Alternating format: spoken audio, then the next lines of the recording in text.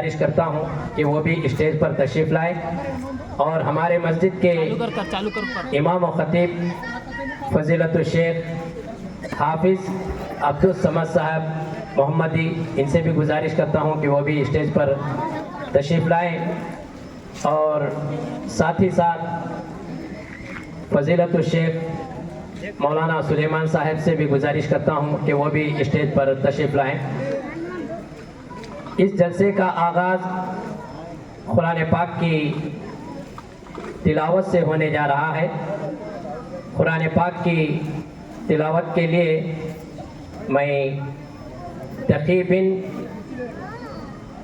सैयद उमर फारूक से गुजारिश करता हूँ कि वो आएँ, कुरान मजीद की तिलावत करें। ज़की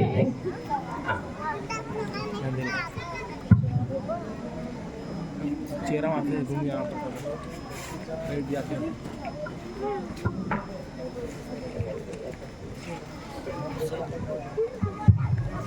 अस्सलामु अलैकुम रहमतुल्लाहि व बरकातुहू। औज़ु बिल्लाहि मिनश शैतानिर रजीम। बिस्मिल्लाहिर रहमानिर रहीम। أأنتم أشد خلقا मिस السماء بناها رفع سمكها فسواها وأغطش ليلها وأخرج ضحاها والأرض بعد ذلك دحاها أخرج منها ماءها ومرعاها والجبال أرساها متاعا لكم ولأنعامكم فإذا جاءت الطامة الكبرى يوم يتذكر الإنسان ما سعى وبرزت الجحيم لمن يرى فأما من طغى وآثر الحياة الدنيا. السلام عليكم ورحمة الله وبركاته.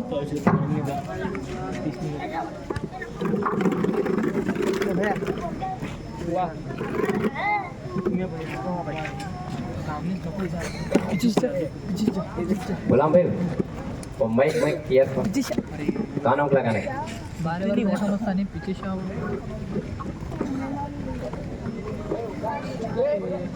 करत कैसा वीडियो क्रॉप करना है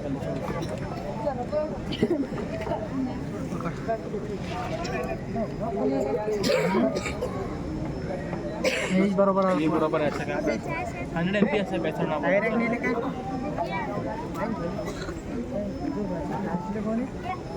ये अमर बोल रहा था नहीं वो मौसा घर में आका दुआ तो वो क्लास में हमारे मौसा बाजू बैठ साली ये साइड लास्ट कॉर्नर में एक कॉर्नर में आ बोला था वो जहां गया उन्होंने मौसा असर उसके ये नहीं हाल मैं जाता हूं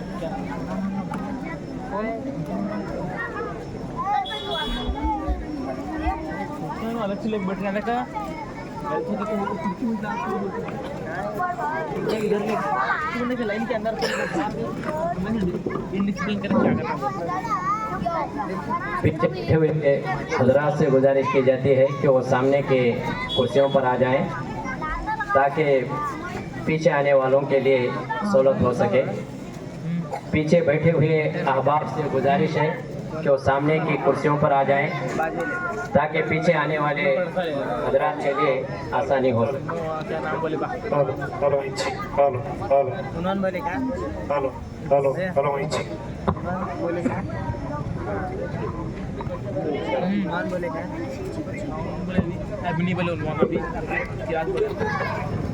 सके। पानी के लिए इंतजाम कैसा करेंगे जरा इतना बड़ा पत्थर लगा वहाँ नीचे लगा कलसी लगा पत्थर बड़ा पत्थर है कि लगा वहाँ सीधे को लगा बैंड बोलते हैं क़िराअत कलाम पाक के बाद तक़ारीर का सिलसिला शुरू होने जा रहा है। देखिए आप देखने का काम इस इजलास के ऐसे मिलने वाले एग्जैक्ट पहले मुकर्रिर हैं बढ़ता है ट्राई कर फजीलतुल शेख सिराज अहमद साहब जामई मदनी हफिज़हुल्लाह फोन कर वो शेख गुलबर्गा ज़िला मलखेड़ से ताल्लुक़ रखते हैं। शेख की इब्तिदाई तालीम सेडम के मदरसे में हुई। उसके बाद शेख आंध्र प्रदेश के जामिया मोहम्मदिया रदुक से शेख की आलिमियत और फजीलत हुई। उसके बाद शेख मदीनतुल मुनव्वरा में कुल्लियतुल हदीस से तखस्सुस किए हैं। तो मैं फजीलतुल शेख सिराज अहमद साहब जामई हफिज़हुल्लाह को दावत देता हूँ कि वो आएँ और अपने उन्वान की वजाहत करें। शेख का उन्वान है गुनाहों के असरात इंसान की ज़िंदगी पर, यानी गुनाह करने के बाद इंसान की ज़िंदगी पर क्या असरात पड़ते हैं, उसके ताल्लुक़ से शेख आपके सामने वजाहत करेंगे।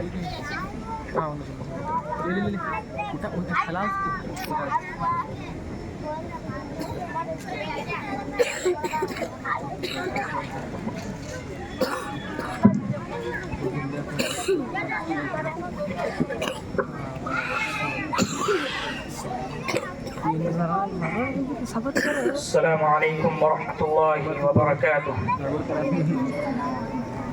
अल्हम्दुलिल्लाहि वहदह वस्सलातु वस्सलामु अला मन ला नबिय्य बअदह। अम्मा बाद अऊज़ु बिल्लाहि अस्समीइल अलीम मिनश शैतानिर रजीम। बिस्मिल्लाहिर रहमानिर रहीम। वज़रू ज़ाहिरल इस्मि व बातिनह इन्नल लज़ीना यक्सिबूनल इस्मा सयुजज़ौना बिमा कानू यक़्तरिफून। हर किस्म की हम्दो सना, किबरियाई, बड़ाई, यकताई, तन्हाई, बादशाही, शहनशाही अल्लाह वहदहू ला शरीका लहू की ज़ात बाबरकात के लिए है। दुरूद व सलाम सय्यदुना सय्यदुल अव्वलीन वल आखिरीन, इमामुल अंबिया वल मुरसलीन, इमामुल मुजाहिदीन वल मुत्तकीन, इमामुल हरमैन वल क़िबलतैन, सय्यदुस सकलैन, इमामुना फिद दुनिया व इमामुना फिल आखिरह व इमामुना फिल जन्नह। कुल कायनात के सरदार, मेरे और आपकी दिलों की बहार जनाब मोहम्मद रसूलुल्लाह सल्लल्लाहु अलैहि वसल्लम पर अल्लाहुम्मा सल्ली व सल्लिम व बारिक अलैहि। शहनशीन पर तशरीफ़ फरमा ज़ीवकार उलमा इकराम, मुहतरम बुजुर्गों, दोस्तों, नौजवान साथियों और प्यारे बच्चों, पर्दा नशीं ख़वातीन इस्लाम, आज के इस दीनी प्रोग्राम में मेरा मौजू है गुनाहों के असरात इंसानी ज़िंदगी पर। इस मौजू पर चंद बातें आपके सामने रखनी है। अल्लाह रब्बुल आलमीन ने अपने कलाम मुक़द्दस में इंसानों को हुक्म दिया वज़रू ज़ाहिरल इस्मि व बातिनह इन्नल लज़ीना यक्सिबूनल इस्मा सयुजज़ौना बिमा कानू यक़्तरिफून, कि लोगों ज़ाहिरी और बातिनी हर किस्म के गुनाहों को छोड़ दो, क्योंकि गुनाहगार लोग अपनी सज़ा को पाएंगे, उन्हें सज़ा दी जाएगी। रब का हुक्म रब के बंदों के लिए ये है कि गुनाहों को छोड़ दे, लेकिन अफसोस की बात है कि आज हम गुनाह पे गुनाह किए जा रहे हैं। कितने ऐसे गुनाह हैं जो हम आदत के तौर पर करते हैं, कितने ऐसे गुनाह हैं जो हम लाइल्मी में करते हैं, कितने ऐसे गुनाह हैं जो हम जानबूझ करके करते हैं, कितने ऐसे गुनाह हैं जो हम तन्हाई में करते हैं, कितने ऐसे गुनाह हैं जो हम अपनी झूठी शान और शौकत को बरकरार रखने के लिए करते हैं, कितने ऐसे गुनाह हैं जो अपनी औलाद के मुस्तकबिल को संवारने के नाम पे करते हैं। बहरहाल हम गुनाह पे गुनाह कर रहे हैं, जबकि रब्बे ज़ुल जलाल ने हमें गुनाहों को छोड़ने का हुक्म दिया है। है। हमारे सहाबा किराम रिज़वानुल्लाहि अलैहिम अजमाइन, असलाफ किराम, सलफ सालिहीन गुनाहों से बचते हुए भी गुनाहों से डरा करते थे, और हम गुनाह पे गुनाह करते हैं और हमें कोई एहसास नहीं हो रहा है। मेरे भाइयों, याद रखो, जो भी हम गुनाह कर रहे हैं उसका खुमियाजा हमें भुगतना पड़ेगा, उसके असरात हमारी जिंदगी पर पड़ेंगे, उसके नुकसानात हमें पहुंचकर ही रहेंगे। असल नुकसान तो आखिरत में पहुंचेगा, लेकिन इस जिंदगी में भी हमें गुनाहों का नुकसान पहुंचेगा। बहुत सारे लोग ये समझते हैं गुनाह करने के बाद नुकसान नहीं पहुंचा तो कभी नहीं पहुंचेगा। ये इंसान की गलतफहमी है। अल्लाह रब्बुल आलमीन कभी भी नेकी को फरामोश नहीं करता और गुनाह को नहीं भुलाता। आप गुनाह करेंगे तो उसकी सजा मिलेगी, उसका नुकसान पहुंचेगा, गर्चे ताखिर से पहुंचेगा। जैसा कि इमाम इब्न सीरीन अलैहिर्रहमा के बारे में आता है कि एक मर्तबा वो बहुत ज्यादा मकरूद हो गए, परेशान रहने लगे, तो उस वक्त उन्होंने कहा कि आज से मैंने 40 साल पहले जो गुनाह किया था उसकी सजा मुझे मिल रही है। तो इंसान अपनी जिंदगी में जो भी गुनाह करता है 10 साल के बाद, 20 साल के बाद, 30 साल के बाद, या अपनी जिंदगी में कभी भी उसका असर हमें देखने को मिल सकता है, उसका नुकसान हमें देखने को मिलता है। इसलिए मेरे भाइयों, हमें गुनाहों से बचना चाहिए। गुनाह के क्या खतरनाक असरात है, कितने नुकसानात है, वो पूरी तफसील तो हम नहीं रख सकते हैं, लेकिन चंद असरात आपके सामने रखेंगे। मेरे भाइयों, बाज़ सलफ़ सालिहीन ने कहा ये जितनी बातें आपके सामने रखी जा रही है, ये उमूमन अल्लामा इब्न क़य्यिम अलैहिर्रहमा की किताब है अल जवाबुल काफ़ी, या दाव दवा भी उसका नाम है। चुनांचे उन्हीं में आपको ये सारे आसार के हवालाजात मिलेंगे। चुनांचे फरमाते हैं कि बाज़ सलफ़ सालिहीन ने फरमाया गुनाह कुफ्र के कासिद है, गुनाह कुफ्र का पेश कीमा है, यानी गुनाह इंसान को कुफ्र की तरफ ले जाता है। जिस तरह बोसा जिमा की तरफ ले जाता है, गाना जिना की तरफ ले जाता है, निगाह इश्क की तरफ ले जाता है, मर्द आदमी को मौत की तरफ ले जाता है। तो गुनाह का नुकसान इतना ज्यादा है कि आदमी गुनाह करते करते एक दिन काफिर भी बन सकता है। इसलिए हमें गुनाहों से बचना चाहिए। इसी तरह गुनाहों के बुरे असरात में से एक बुरा असर ये है कि आदमी इल्म से महरूम हो जाता है, क्योंकि इल्म नूर इलाही है। अल्लाह रब्बुल आलमीन ने कुरान में फरमाया वत्तकुल्लाह, लोगों अल्लाह से डरो, वयुअल्लिमुकुमुल्लाह, तो अल्लाह तुम्हें इल्म से नवाजेगा। मफ़हूम मुखालिफ ये निकलता है कि जो आदमी अल्लाह से नहीं डरता है, अल्लाह रब्बुल आलमीन उसे इल्म से नहीं नवाजता है। इसीलिए अहले इल्म फरमाते हैं कि इल्म नूर इलाही है, अल्लाह का नूर है, एक रोशनी है जिसे मासियत यानी गुनाहों से मिटा देता है। इमाम मालिक अलैहिर्रहमा के पास इमाम शाफी अलैहिर्रहमा आते हैं, चुनांचे उनके पास बैठते हैं, सबक सुनाते हैं। इमाम मालिक अलैहिर्रहमा अपने शागिर्द की ज़हानत वो फतानत से मुतासिर हो जाते हैं, दंग रह जाते हैं। उन्हें एक नसीहत करते हैं, कहते हैं कि मैं देख रहा हूँ कि अल्लाह रब्बुल आलमीन ने तुम्हारे दिल पर अपने नूर का इल्का किया है, यानी नूर को उतारा है, नूर डाला है। एहतियात करना कि कहीं गुनाहों की वजह से ये नूर बुझ ना जाए। पता चला कि इंसान गुनाह करता है तो इल्म हकीकत से महरूम हो जाता है, और ये बहुत बड़ी बदनसीबी है, क्योंकि इल्म की जरूरत इंसान को हर वक्त रहती है। इमाम अहमद बिन हम्बल अलैहिर्रहमा बयान करते हैं कि अगर इल्म ना होता तो लोग जानवरों की तरह जिंदगी गुजारते, चौपाइयों की तरह जिंदगी गुजारते। इंसान को इल्म की जरूरत खाने पीने से ज्यादा है, क्योंकि इंसान को खाने पीने की जरूरत दिन में 2 से 3 मरतबा होती है, लेकिन इल्म की जरूरत कदम कदम पे पड़ती है। हर वक्त इंसान को इल्म की जरूरत पड़ती है। आप इल्म के बगैर तहारत के मसाइल नहीं जान सकते, इल्म के बगैर इस्तिंजा नहीं कर सकते, इल्म के बगैर गुस्ल नहीं कर सकते, इल्म के बगैर वुज़ू नहीं कर सकते, इल्म के बगैर नमाज नहीं पढ़ सकते। तो जितने भी शरई मसाइल है इल्म के बगैर आप नहीं जान सकते। तो पता चला कि इल्म से महरूम होना ये बहुत बड़ी बदनसीबी की बात है। एक ये मतलब होता है इल्म से महरूम होने का, और दूसरा मतलब ये है कि जो आदमी गुनाह करता है उसे भूलने की बीमारी होती है। اس کا قوت حافظہ کمزور ہو جاتا ہے، اس کی یادداشت کمزور ہوتی ہے۔ آج کتنے ایسے لوگ ہیں جنہیں بھولنے کی بیماری لگی ہوئی ہے۔ پہلے بہت سارے لوگ جو ہے بہت سارے موبائل نمبر یاد رکھتے تھے، لیکن آج بہت سارے لوگ ایسے ہیں ان کی قوت حافظہ اتنا کمزور ہو چکا ہے، یادداشت کمزور ہو چکی ہے کہ خود کے موبائل کا نمبر یاد نہیں رہتا ہے۔ آدمی جس گاڑی پہ پھرتا رہتا ہے اسی گاڑی کی چابی بھول جاتا ہے۔ جو آدمی چشمہ پہنتا ہے وہ چشمہ کبھی بھول جاتا ہے۔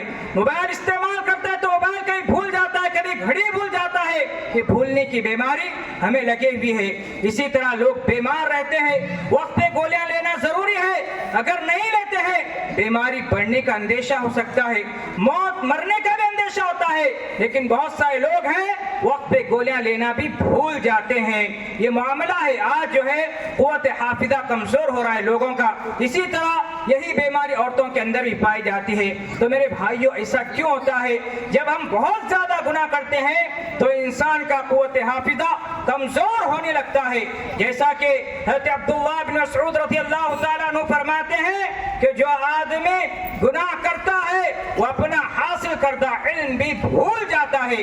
اسی طرح امام شافعی الرحمن نے اپنے استاد امام وکیع سے شکایت کی کمزور حافظہ کی، سوء حافظہ کی، کہا کہ میری قوت حافظہ کمزور ہو رہی، میری یادداشت کمزور ہو رہی ہے۔ شکوت الی وکیع سوء حفظی فارشدنی الی ترک المعاصی۔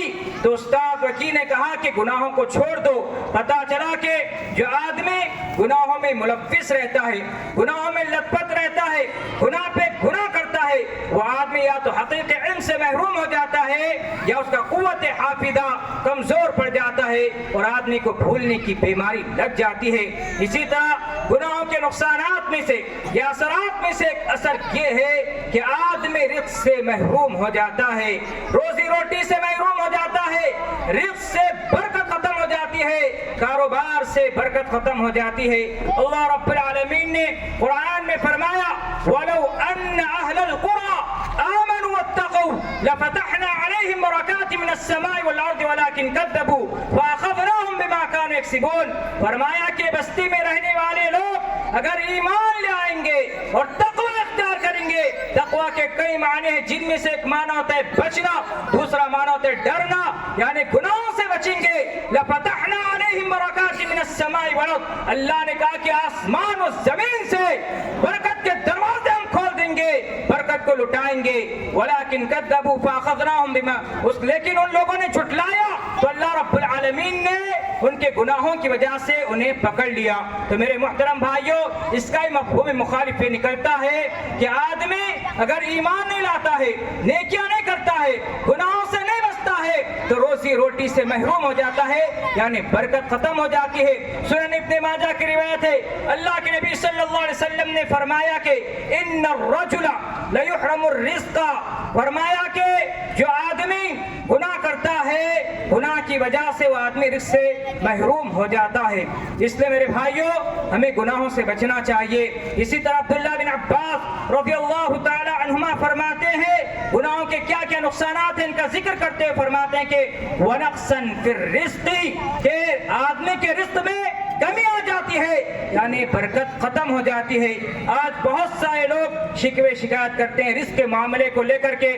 کئی ایسے نوجوان ہیں جن کے پاس کوئی نوکریاں نہیں ہے، اور کئی لوگ ہیں رزق کے معاملے میں بہت پریشان ہے، کہتے ہیں کہ کاروبار ٹھنڈا ہے، دھندا مندہ ہے۔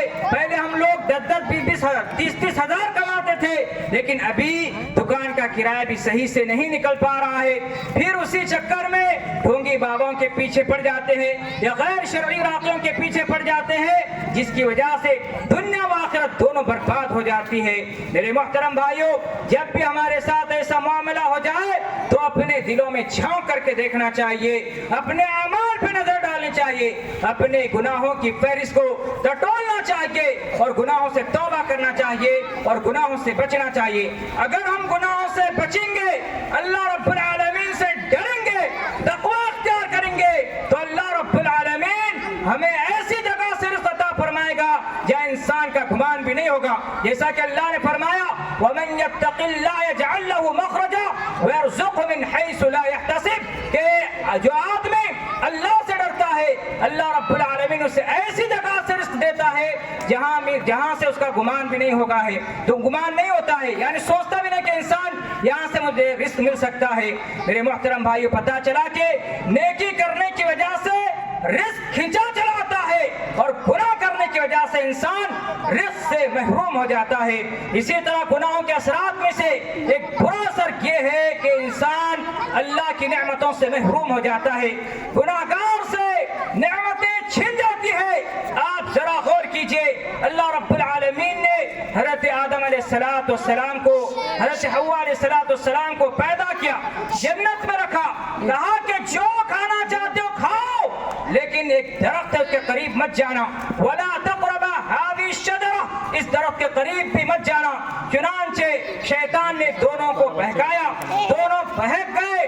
قرآن کے الفاظ ہے فَلَمَّا ذَاقَ الشَّجَرَةَ بَدَتْ لَهُمَا سَوْآتُهُمَا، کہ انہوں نے پھل کو چکھا، مفسرین کے مطابق انہوں نے پھل کو کھا لیا، چنانچہ جنت کی نعمتوں سے محروم ہو گئے، ننگے ہو گئے اور پتوں کے ذریعے اپنے جسم کو چھپانے لگے۔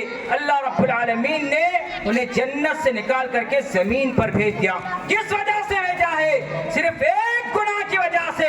گناہوں کا اثر دیکھیں کہ انسان اللہ کی نعمتوں سے محروم ہو جاتا ہے اور اللہ رب العالمین انسان سے نعمتیں چھین لیتا ہے۔ حضرت آدم علیہ السلام کے ایک لغزش کی وجہ سے جنت سے نکال دے گئے حضرت آدم علیہ السلام۔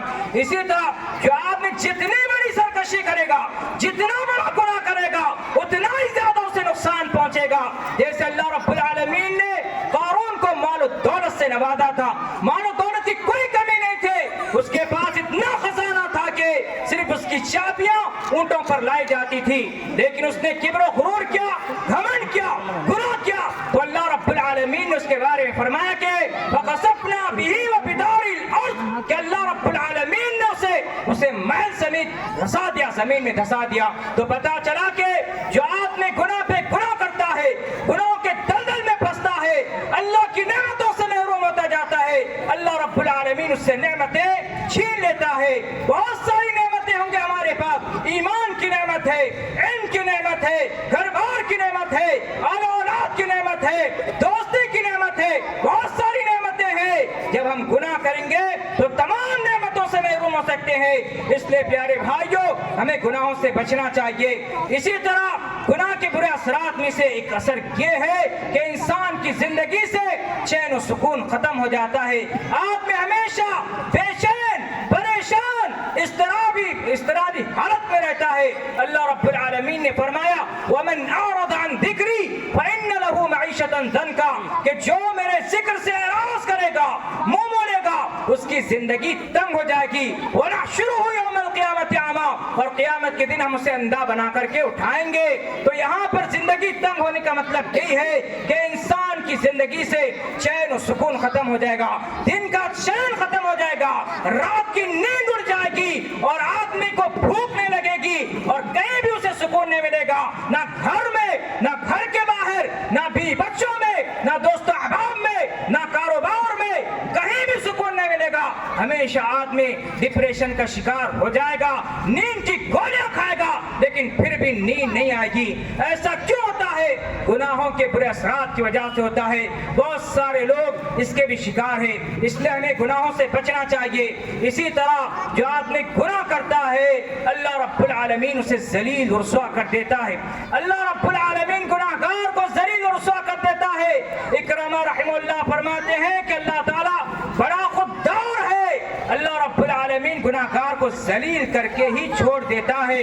اسی طرح حضرت عائشہ رضی اللہ تعالیٰ عنہ نے حضرت معاویہ رضی اللہ تعالیٰ عنہ کو خط لکھا، اس میں کہا کہ جو آدمی گناہ کرتا ہے تو گناہ کرنے سے پہلے جو لوگ اس کی تعریف کرتے تھے وہی لوگ اس کی برائی کرتے ہیں، اس کی مذمت بیان کرتے ہیں۔ اور حدیث سے یہ پتہ چلتا ہے کہ اللہ رب العالمین مومنوں کے دلوں میں گناہگار کے خلاف نفرت ڈال دیتا ہے۔ ساری دنیا گناہگار سے نفرت کرتی رہتی ہے اور وہ آدمی ذلیل و رسوا ہوتا رہتا ہے۔ کیسے آدمی ذلیل و رسوا ہوتا ہے کہ انسان کے ماتحتی میں رہنے والے لوگ، اس کے ہاتھ کے نیچے کام کرنے والے لوگ اس کی بات نہیں مانیں گے۔ اسلاف فرمایا کرتے تھے کہ جب بھی میں کوئی گناہ کرتا ہوں اس کا اثر اپنی بیوی کی نافرمانی کی شکل میں اور اپنی سواری کی سرکشی کی شکل میں دیکھتا ہوں۔ اسی طرح عمر الزاہد رحمہ اللہ فرماتے ہیں کہ جو آدمی لوگوں کے ڈر سے، مخلوق خدا کے ڈر سے امر بالمعروف نہی عن المنکر کے فریضے کو ترک کر دیتا ہے تو مخلوق بھی نافرمان بن جاتی ہے۔ اس کے بچے اس کی بات نہیں مانیں گے، اس کے غلام اس کی بات نہیں مانیں گے۔ اللہ رب العالمین ایسے ذلیل و رسوا کرتا ہے۔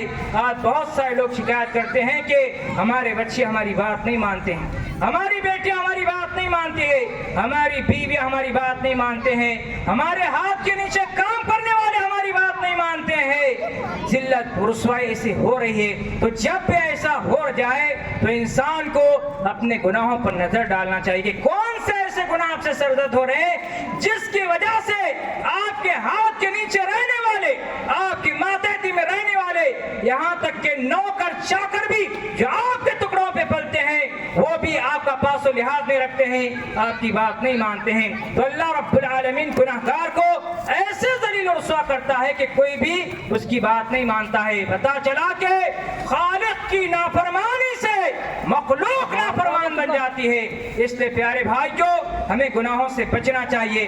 گناہوں کے اثرات میں سے، برے اثرات میں سے ایک اثر یہ ہے کہ گناہگار انسان وحشت اور دہشت میں مبتلا ہو جاتا ہے، ہمیشہ ڈرا ہوا رہتا ہے، ہمیشہ ایک قسم کا ڈر اسے لگا رہتا ہے، چین و سکون نہیں رہتا ہے۔ جیسا کہ اللہ کے نبی صلی اللہ علیہ وسلم سے پوچھا گیا کہ نیکی کسے کہتے ہیں، گناہ کسے کہتے ہیں؟ نبی نے نیکی کی تعریف کرتے ہوئے فرمایا کہ البر حسن الخلق، نیکی حسن اخلاق کا نام ہے، اور گناہ کے بارے میں فرمایا کہ والاسم ما حاک فی صدرک وکریہت ان یطلع علیہ الناس۔ مسلم کی حدیث ہے، فرمایا کہ گناہ وہ ہے جو تیرے دل میں کھٹک پیدا کرے اور تو اس بات کو ناپسند کرے کہ لوگ اس سے باخبر ہو جائیں۔ تم جو گناہ کر رہے ہو لوگوں کو پتہ چل جائے، آپ یہ نہ چاہیں۔ یہ گناہ کی تعریف کی گئی، بڑی بہترین تعریف ہے، سارے گناہ اس میں آ جاتے ہیں۔ اس لیے آپ دیکھیں گے، تجربہ ہے، مشاہدہ ہے کہ جو آدمی بے گناہ ہوتا ہے وہ آدمی بہادری کے ساتھ بات کرتا ہے، کسی بھی محفل میں، کسی مجلس میں آنکھوں میں آنکھیں ڈال کر کے، خم دھوپ کر کے، پوری پامرجی، ہمت، شجاعت، جرأت کے ساتھ بات کر سکتا ہے۔ لیکن جو آدمی گناہگار ہوتا ہے، جس کا دل سیاہ ہو جاتا ہے، ایسا آدمی آنکھوں سے آنکھیں نہیں ملا سکتا ہے، اس کے منہ پہ تالے پڑ جاتے ہیں، اس کی زبان میں لکنت آ جاتی ہے، کیونکہ ہمیشہ ڈرا رہتا ہے۔ گناہگار کے لیے اللہ کی طرف سے ایک عذاب یہ ہے کہ وہ ڈرتا ہے، جس طرح چور پولیس سے ڈرتا ہے اسی طرح گناہگار نیک انسانوں سے ڈرنے لگتا ہے۔ مثال کے طور پر دیکھیں کہ بہت سارے یہاں پر بچے ہیں، پڑھنے لکھنے والے بچے ہیں، اگر کوئی طالب علم ایگزام ہال میں، امتحان ہال میں چیٹنگ کر کے لکھتا ہے، نقل کر کے لکھتا ہے، کاپی کر کے لکھتا ہے کاغذ وغیرہ میں، تو بنداس نہیں لکھتا ہے، ہمیشہ ڈرتے ہوئے چیٹنگ کرتا ہے، ہمیشہ ڈرتے ہوئے نقل کرتا رہتا ہے، ایک قسم کا ڈر اسے لگا رہتا ہے کہ کہیں کوئی دیکھ نہ لے، میں پکڑا نہ جاؤں، میرے نمبر کہیں کاٹ نہ دیے جائے، تو اس قسم کا ڈر آدمی کو لگا رہتا ہے۔ اسی طرح چور چوری کرتے ہو، شراب پیتے ہو، زانی زنا کرتے ہو، ڈرتا رہتا ہے۔ اسی طرح جو بے ایمان آفیسر رہتا ہے، کرپٹ آفیسر رہتا ہے، وہ رشوت لیتے وقت ڈرا رہتا ہے۔ اسی طرح ہمارے جو نوجوان لڑکے اور لڑکیاں جو بے حیا بن چکے ہیں، سیدھے راستے سے بھٹک چکے ہیں، گناہوں کے دلدل میں پھنستے جا رہے ہیں، یہ جب ایک دوسرے سے بات کرتے ہیں، جی ایف اور پی ایف کے فتنے میں مبتلا ہو کر کے ایک دوسرے سے بات کرتے ہیں تو ڈرتے ہوئے بات کرتے ہیں، جیسے بات کرتے ہیں اتنے آہستہ سے بات کرتے ہیں، کانوں میں ایئر فون رکھ کر کے، ان کو ہی سننے آتا ہے، بعد والے کو کچھ بھی سننے نہیں آتا ہے۔ اسی طرح رات میں جب چیٹنگ کرتے ہیں تو کس طرح کرتے ہیں؟ چادر اوڑھ لیتے ہیں، اوڑھے کے اندر سے چیٹنگ کرتے ہیں، ڈر، وحشت، دہشت کہ کہیں ماں باپ کو پتہ نہ چل جائے، کہیں چھوٹے بھائی کو پتہ نہ چل جائے۔ اسی طرح بیوی بگڑی ہوئی ہے یا شوہر بگڑا ہوا ہے تو دونوں ایک دوسرے سے ڈرتے رہتے ہیں۔ یہ چند مثالیں ہیں جس سے پتہ چلتا ہے کہ آدمی، گناہگار آدمی ہمیشہ ڈرا ہوا رہتا ہے, ہمیشہ سہما ہوا رہتا ہے, خالق کے سوا مخلوق سے بھی ڈرنے لگتا ہے. اس لیے میرے بھائیوں گناہوں سے بچنا چاہیے. اور گناہوں کا ایک بڑا نقصان یہ ہے کہ آدمی گناہ پر گناہ کیے جاتا ہے. ایک گناہ, دوسرا گناہ, تیسرا گناہ, چوتھا گناہ کا سلسلہ دراز ہوتا جاتا ہے اور آدمی نیکیوں سے محروم ہو جاتا ہے. امام غزالی رحمہ بڑی پیاری بات کہتے ہیں, فرماتے ہیں کہ جس طرح نماز انسان کو گناہوں سے بچاتی ہے, روکتی ہے, اسی طرح گناہ انسان کو نماز سے روکتے ہیں. اسے غور کرنے کی ضرورت ہے. جس طرح نماز انسان کو گناہوں سے بچاتی ہے اور جو ہے انسان کو گناہوں سے روکتی ہے, اسی طرح گناہ انسان کو نماز سے روکتے ہیں. مطلب یہی ہے کہ گناہگار آدمی نیکیوں سے محروم ہو جاتا ہے, نیکیوں کی توفیق نہیں ملتی ہے. کس طرح آدمی گناہ پہ گناہ کرتا ہے, ایک جھوٹ بولتا ہے, اسے سچ ثابت کرنے کے لیے 10 اور جھوٹ بولنا پڑتا ہے. ایک واقعے کے ذریعے آپ اس بات کو سمجھے. کہتے ہیں کہ ایک آدمی کی لڑکی تھی, اسے رشتہ مطلوب تھا, داماد مطلوب تھا. چنانچہ اس نے رشتہ تلاش کیا, ایک نوجوان لڑکا ملا, اس کے بارے میں تحقیق کیا, اس کے پڑوسیوں سے, اس کے دوست کے, یہ لڑکا کیسا ہے. چنانچہ اس کے دوست یا پڑوسی نے تعریف کی کہ بہت اچھا لڑکا ہے, خوبصورت ہے, نوجوان ہے, لیکن پیاز کھانے کا عادی ہے. آدمی پریشان ہوا, بولا کہ یہ کیسا شوق ہے. لوگوں کو الگ الگ قسم کے شوق رہتے ہیں, لیکن یہ کون سا شوق ہے کہ اسے پیاز کھانے کا شوق ہے. چنانچہ اس نے کہا کہ ہاں پیاز کھانے کا شوق ہے, لیکن پیاز روزانہ نہیں کھاتا ہے, جب وہ شراب پینے بیٹھتا ہے تبھی جو ہے وہ پیاز کھاتا ہے. تو آدمی پریشان ہے, بولا کہ کیا شراب بھی پیتا ہے؟ بولا کہ ہاں شراب پیتا ہے, لیکن روزانہ نہیں پیتا ہے, جب وہ کوٹھے پہ جاتا ہے تبھی شراب پیتا ہے. آدمی بولا کہ کیا زانی بھی ہے؟ تو بولا کہ ہاں زانی بھی ہے, لیکن روزانہ کوٹھے پہ نہیں جاتا ہے, جب وہ جوئے میں رقم ہار جاتا ہے تو اپنا غم غلط کرنے کے لیے, غم بھلانے کے لیے جب جو ہے کوٹھے پہ جاتا ہے. آدمی بولا کہ کیا جوا بھی کھیلتا ہے؟ اسی طرح سلسلہ چلتا رہا. بولا کہ ہاں جوا بھی روزانہ نہیں کھیلتا ہے, جس دن وہ چوری کرتا ہے یا ڈاکہ ڈالتا ہے یا کسی کا مرڈر کر کے پیسے کماتا ہے, اس دن وہ آدمی جوا کھیلتا ہے. تو دیکھا آپ نے, غور کیا کہ آدمی شرابی بھی ہے, آدمی زانی بھی ہے, اسی طرح آدمی جواری بھی ہے, اسی طرح آدمی چور اور ڈاکو بھی ہے. تو یہ سزا ہے گناہ پہ گناہ کرنے کی. یعنی گناہوں کے برے اثرات میں سے برا اثر یہ ہے کہ انسان گناہوں کے دلدل میں پھنستا جاتا ہے, باہر نہیں آتا اور نیکیوں سے محروم ہو جاتا ہے. اسی طرح گناہوں کے نقصانات میں سے ایک نقصان یہ ہے, گناہوں کی وجہ سے انسان بیماریوں میں مبتلا ہو جاتا ہے, انسان بیماریوں میں مبتلا ہوتا ہے.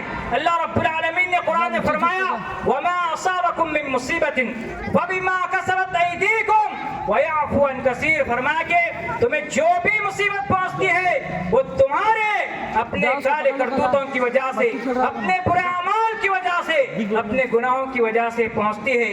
حضرت علی رضی اللہ تعالیٰ عنہ فرماتے ہیں اللہ کے رسول نے میرا نام لے کر کے صحت کی تشریح کرتے ہوئے فرمایا, مستند احمد کی حدیث ہے, حسن درجے کی یہ روایت ہے, فرماتے ہیں کہ فرمایا کہ علی تمہیں جو بھی بیماریاں آتی ہے, جو بھی خرابیاں پہنچتی ہے, جو بھی مصیبتیں آتی ہے وہ تمہارے برے اعمال کی وجہ سے آتی ہے. اس میں بتایا گیا کہ بیماریاں بھی آتی ہے تو انسان کو اس کے گناہوں کی وجہ سے آتی ہے. اسی طرح سنن ابن ماجہ کی حدیث ہے, علامہ البانی نے اس حدیث کو صحیح قرار دیا ہے. فرمایا نبی کریم صلی اللہ علیہ وسلم نے کہ جس قوم میں بے حیائی عام ہو جاتی ہے, کھلے عام زنا ہونے لگتا ہے, وہاں پر طاعون اور ایسی بیماریاں جنم لینے لگتی ہے جو پچھلے قوموں میں نہیں پائی جاتی تھی. آج دیکھیے کیسی مہلک بیماریاں ہمارے دور میں پائی جا رہی ہے, کتنے خطرناک امراض آ رہے ہیں. ڈاکٹر خود حیران و پریشان ہے کہ ان کا علاج کیسے کیا جائے, کون سی دوا دی جائے, سمجھ میں نہیں آ رہا ہے. ابھی کورونا کی وجہ سے پوری دنیا میں تباہی و بربادی مچی ہوئی تھی, ابھی کورونا کو پھر جو ہے اٹھایا جا رہا ہے, پھر سے پھیلنا شروع ہو گیا ہے. تو یہ جو امراض آ رہے ہیں یہ کس وجہ سے آ رہے ہیں؟ ہمارے گناہوں کی وجہ سے آ رہے ہیں. ایک پیغمبر ہے حضرت ایوب علیہ السلام, مشہور پیغمبر ہے, ان کی بیماری مشہور ہے, ان کا صبر بھی مشہور ہے, صبر ایوب کہا جاتا ہے. چنانچہ حضرت ایوب علیہ السلام ایک مالدار پیغمبر تھے. اللہ رب العالمین نے کئی بیویاں اور کئی بچوں سے नवाजा था। हर किस्म के जानवर, नौकर चाकर, खेती बाड़ी, जमीन जायदाद सब कुछ इनके पास थे। अल्लाह रब्बुल आलमीन ने इन्हें बीमारी में मुब्तला किया। और ये हमारी तरह 8 दिन की बीमारी में मुब्तला नहीं थे, 2 दिन की बीमारी में मुब्तला नहीं थे, बल्कि मुफस्सिरीन का इख्तिलाफ है। बात कहते हैं कि 3 साल बीमार रहे, बात कहते हैं कि 13 साल, बात कहते हैं कि 18 साल। बहरहाल इतनी बात कंफर्म है कि लंबे समय तक ये बीमार रहे और अल्लाह ने जो जो नेमतों से नवाजा था वो सारी नेमतें छिन गई। एक बीवी के सिवा सारी बीवियां छोड़कर चली गई, सारी औलाद खत्म हो गई, सारी जायदाद खत्म हो गई, सारे दोस्तों अहबाब छोड़ करके चले गए। किसके साथ हुआ? हज़रत अय्यूब अलैहिस्सलाम के साथ। ऐसा क्यों हुआ है? अल्लामा इब्न क़य्यिम अलैहिर्रहमा अल जवाब अल काफ़ी के अंदर फरमाते हैं कि अय्यूब अलैहिस्सलाम की क्या लग़्ज़िश थी कि अल्लाह ने उनको ऐसे आजमाया, एक लंबी बीमारी में मुब्तला किया और सारे सब कुछ उनके हाथ से चला गया। फरमाते हैं कि एक दिन एक मसलूम आदमी, एक गरीब आदमी हज़रत अय्यूब अलैहिस्सलाम के पास आया और आकर के दरख्वास्त की कि मुझ पर एक जालिम जुल्म कर रहा है, आप मुझे उसके जुल्म से नजात दिलाइए, मदद मांगी। चुनांचे हज़रत अय्यूब अलैहिस्सलाम ने उस गरीब की मदद नहीं की, जिसके बाद अल्लाह रब्बुल आलमीन ने हज़रत अय्यूब अलैहिस्सलाम को इस तरह आजमाया है। हालांकि कहते हैं अय्यूब अलैहिस्सलाम ने कोई जुल्म नहीं किया था, उनको कोई गुनाह नहीं किया था। एक छोटी सी लफ्ज़ के गरीब पैगंबर के हिसाब से जो है समझे कि लफ्ज़ थी। चुनांचे हम तो खुद जुल्म करते हैं, हम खुद जालिम बने बैठे हैं, तो फिर हमारी जिंदगी पर क्या कुछ असरात नहीं पड़ेगा। आज हम बीमार हैं, हमारी बीवियां बीमार है, बच्चे बीमार है, माँ बाप बीमार है, हमारी कमाई का अक्सर हिस्सा दवाखानों में हम डाल रहे हैं, हमारी कमाई का अक्सर हिस्सा दवाओं पे हम डाल रहे हैं, लेकिन उसके बाद भी हमें शिफा नहीं मिल रही। वजह क्या है? ये जो बीमारी आ रही है, कई वजूहात में से एक वजह हमारे गुनाहों के असरात भी है। जब इंसान गुनाह पे गुनाह करता है, नहीं सुधरता है, तो अल्लाह रब्बुल आलमीन उसे अमराज में, जिस्मानी अमराज में मुब्तला करता है। जैसा कि अब्दुल्लाह बिन अब्बास रज़ियल्लाहु तआला अन्हु बयान फरमाते हैं कि वहनन फिल बदन, कि जिस्म कमजोर हो जाता है। खुलासा ये है मेरे भाइयों के गुनाह के असरात में से बुरा असर ये है कि इंसान मुख्तलिफ बीमारियों में मुब्तला हो जाता है। इसी तरह गुनाहों की वजह से कौमें तबाह बर्बाद हो जाती है, अल्लाह का अज़ाब नाजिल होता है और इंसान नेमतों से महरूम हो जाता है। आप कुरान पढ़िए, तबाहशुदा क़ौम का जिक्र उसमें आपको मिलेगा। कौमे नूह, कौमे समूद, कौमे आद, कौमे शुएब, कौमे सालेह, कौमे लूत, अल्लाह रब्बुल आलमीन ने इन्हें अज़ाब और ज़लज़लों के जरिए और मुख्तलिफ किस्म के अज़ाब के जरिए हलाक और बर्बाद किया है। किसी को जमीन में धंसाया, किसी पर आसमान से पत्थर बरसाए, किसी पर आग बरसाई, किसी को पानी में डुबाया और किसी को सख्ती को बुखार के जरिए और किसी को आंधी के जरिए अल्लाह रब्बुल आलमीन ने हलाक किया और बनी इस्राइल को ज़लील ज़ुबर और बंदर बना दिया। क़ारून, फिरौन, नमरूद, हामान, शद्दाद, उतबा, शैबा, वलीद, ये सारे अल्लाह के ग़ज़ब के मुस्तहिक़ हो गए। क्यों हुए? क्यों अल्लाह का अज़ाब इन पर नाज़िल हुआ है? गुनाहों की वजह से। फकुल्लन अख़ज़ना बिदम्बि, ये इनकी जो पकड़ की गई है उनके गुनाहों की वजह से पकड़ की गई है। आज जो ज़लज़ले आ रहे हैं, तूफान आ रहे, आंधियां आ रही है और मुख्तलिफ किस्म के अज़ाबात जो हम देख रहे हैं, ये हमारे गुनाहों की वजह से है। इसलिए मेरे भाइयों, हमें गुनाहों से बचना है। अल्लाह रब्बुल आलमीन ने फरमाया, ज़हरल फ़सादु फ़िल बर्रि वल बहरि बिमा कसबत अयदीन नास युज़ीक़ुहुम बअद अल्लज़ी अमिलू लअल्लहुम यरजिऊन, कि खुश्की और तरी में, बर्रो बहर में फसाद मचा हुआ है, फसाद बर्पा हुआ है इंसानों के गुनाहों की वजह से। इसलिए बुरे असरात में से बुरा असर ये है कि अल्लाह रब्बुल आलमीन की तरफ से मसाइब का आलाम, मसाइब और आलाम का पहाड़ टूट पड़ता है इंसानों पर, अल्लाह का अज़ाब नाज़िल होता है। इसलिए हमें गुनाहों से बचना चाहिए। इसी तरह गुनाहों के बुरे असरात में से एक असर ये है कि जालिम हुक्मरान हम पर मुसल्लत हो जाते हैं, जालिम हुक्मरान हम पर मुसल्लत हो जाते हैं। सुनन इब्न माजा की हदीस है, नबी करीम सल्लल्लाहु अलैहि वसल्लम ने बयान फरमाया, जो कौम नाप तोल में कमी करती है, नाप तोल में डंडी मारती है, अल्लाह रब्बुल आलमीन 3 किस्म के अज़ाब में मुब्तला करता है, 3 तरह से सजा देता है। नंबर 1, क़हत साली का शिकार हो जाते हैं, आसमान से बारिश नाज़िल नहीं होती है।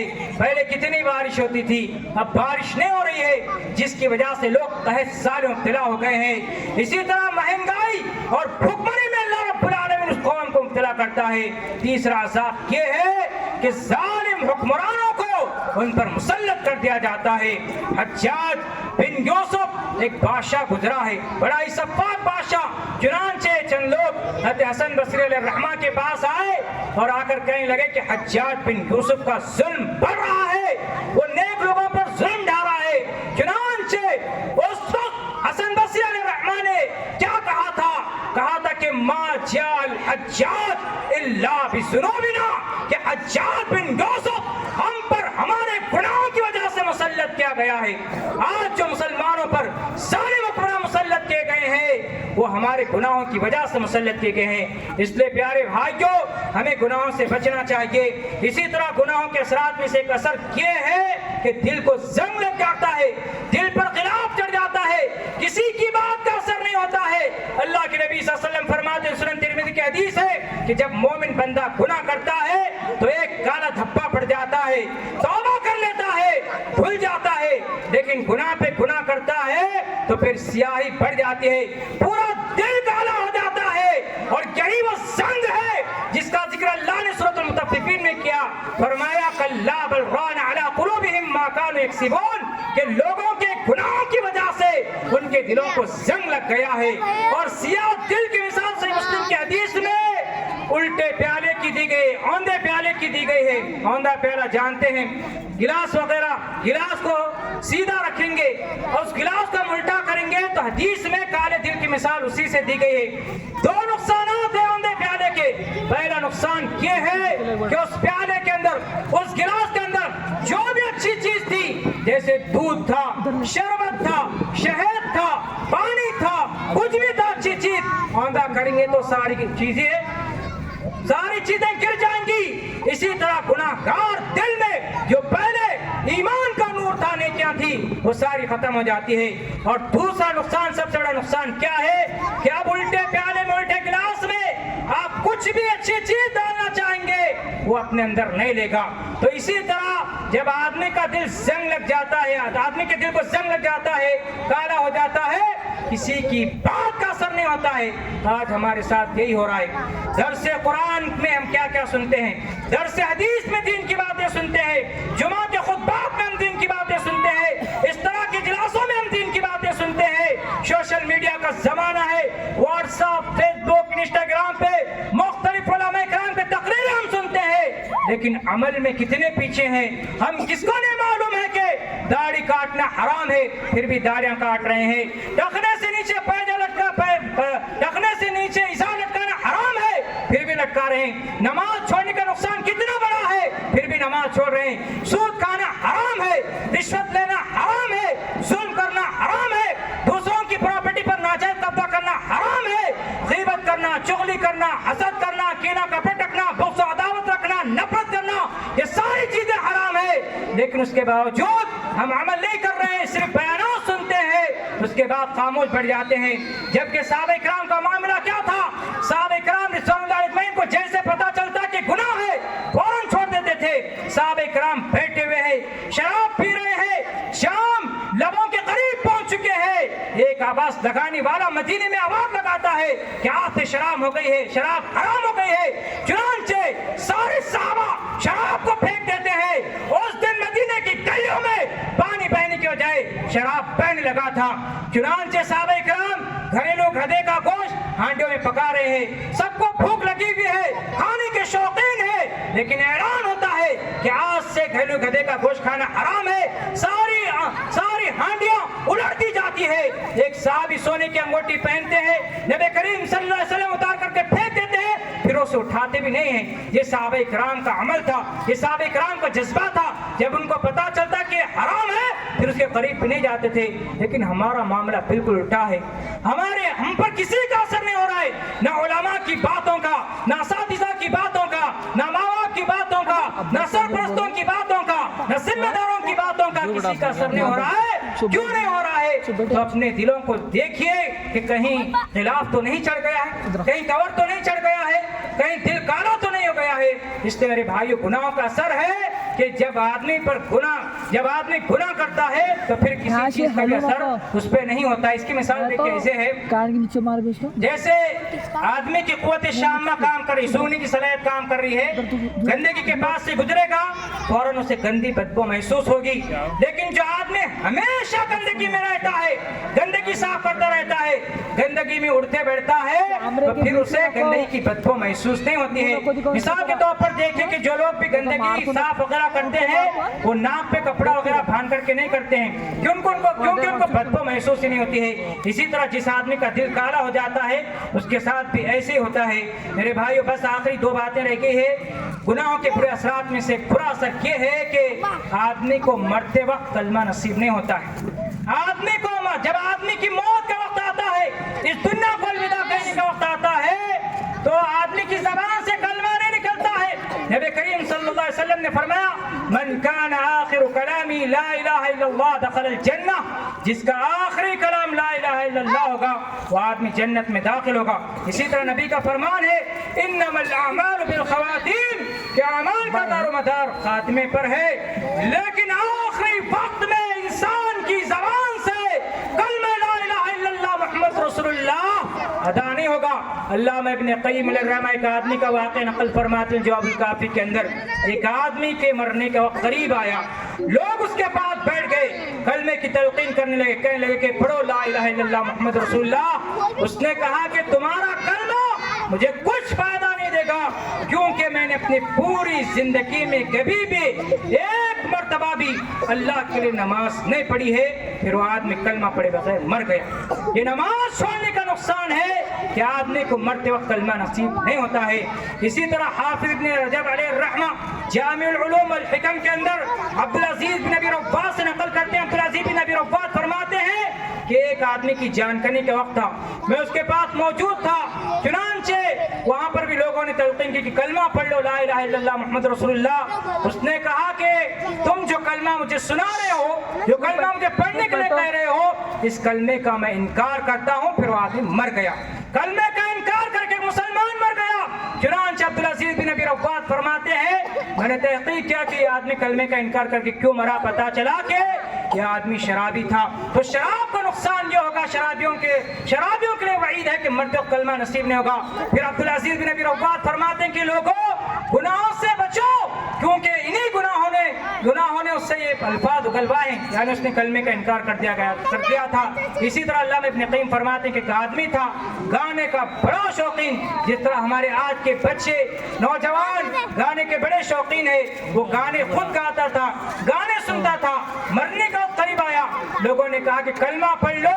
کلمہ پڑھنے کے بجائے گانا گاتے ہوئے مر گیا. کتنی بری موت مرتے ہیں لوگ, چوری کرتے ہوئے, ڈاکہ ڈالتے ہوئے, زنا کرتے ہوئے, شراب پیتے ہوئے, ظلم کرتے ہوئے, سود کھاتے ہوئے, حرام کاری اور حرام خوری کرتے ہوئے. یہ ساری بری موت کیوں ہوتی ہے انسان کی؟ اس کے گناہوں کی وجہ سے. آخری بات یہ میرے بھائیوں, گناہوں کا سب سے بڑا نقصان یہ ہے کہ انسان کی آخرت برباد ہو جاتی ہے. آخرت برباد ہوتی ہے, انسان جنت سے محروم ہو کر کے جہنم میں پھینک دیا جاتا ہے. اللہ کے نبی صلی اللہ علیہ وسلم نے پوچھا صحابہ کرام سے اتدرون ما المفلس, جانتے ہو مفلس کسے کہتے ہیں, غریب کسے کہتے ہیں؟ صحابہ نے کہا کہ جس کے پاس درہم و دینار نہ ہو, مال و دولت نہ ہو, وہ آدمی غریب ہے. نبی کریم صلی اللہ علیہ وسلم نے فرمایا میری امت کا مفلس وہ ہے, ان المفلس من امتی یاتی یوم القیامت بصلاۃ وصیام وزکات. میری امت کا غریب وہ آدمی ہے جو قیامت کے دن نماز, روزہ, زکات کے ساتھ آئے گا, لیکن قد شتم ھذا, کسی کو گالی دی ہوگی, وقذف ھذا, کسی پر تہمت لگائی ہوگی, وَأَكَلَ مَالَ هَذَا, کسی کا مال ناحق طریقے سے کھایا ہوگا, وَسَفَكَ دَمَ هَذَا, کسی کا مرڈر کیا ہوگا, وَضَرَبَ هَذَا, کسی کو مارا ہوگا. چنانچہ جن پر اس نے ظلم ڈھایا ہوگا تمام مظلومین کو اس کی نیکیاں دی جائیں گی اور ان کے گناہ اس پر ڈال دیے جائیں گے. ثُمَّ طُرِحَ فِي النَّارِ, پھر آدمی کو جہنم میں پھینک دیا جائے گا. غور کرنے کی بات ہے کہ آدمی نماز بھی پڑھتا تھا، روزے بھی رکھتا تھا، زکوٰۃ بھی دیتا تھا، نیکیاں کرنے کے ساتھ ساتھ گناہ بھی کرتا تھا۔ وہی گناہ جسے ہم معمولی سمجھتے ہیں، گالی دینا فیشن بن گیا ہے، جھوٹے الزام لگانا، جھوٹے کیس درج کروانا، جھوٹے FIR درج کروانا، اسی طرح جو ہے لڑائی جھگڑا جب بھی ہوتا ہے مارنا، یہ ساری چیزیں عام، ناحق مال کھانا، کسی کی پراپرٹی پر قبضہ کرنا، سود کھانا، رشوت کھانا، یہی جو گناہ ہم کر رہے ہیں وہی گناہ وہ آدمی کر رہا تھا جس کی وجہ سے آدمی جہنم میں چلا گیا۔ یہ گناہوں کے چند نقصانات ہیں جس کی وجہ سے ہماری دنیا ہی برباد ہو جاتی ہے، آخرت بھی برباد ہوتی ہے۔ میرے محترم بھائیو، گزارش یہی ہے، نقصانوں سے بچنے کے لیے ضروری ہے کہ ہم گناہوں سے بچنے کی حد المقدور کوشش کریں، پھر بھی گناہ ہو جاتے ہیں تو اللہ رب العالمین سے سچے دل سے توبہ کرے، معافی مانگے، اللہ رب العالمین معاف کرنے والا ہے۔ اللہ رب العالمین سے دعا ہے کہ اللہ تعالی ہم کو ہر قسم کے شر سے، فتنے سے، ہر قسم کے گناہوں سے، ظاہری باطنی، کبائر و صغائر، چھوٹے بڑے تمام گناہوں سے محفوظ رکھے اور نیک کام کرنے کی توفیق عنایت فرمائے۔ اللہ ہمارے عقائد میں استحکام عطا فرمائے، اعمال میں اخلاص عطا فرمائے، جذبات میں صداقت عطا فرمائے۔ وآخر دعوانا الحمدللہ رب العالمین۔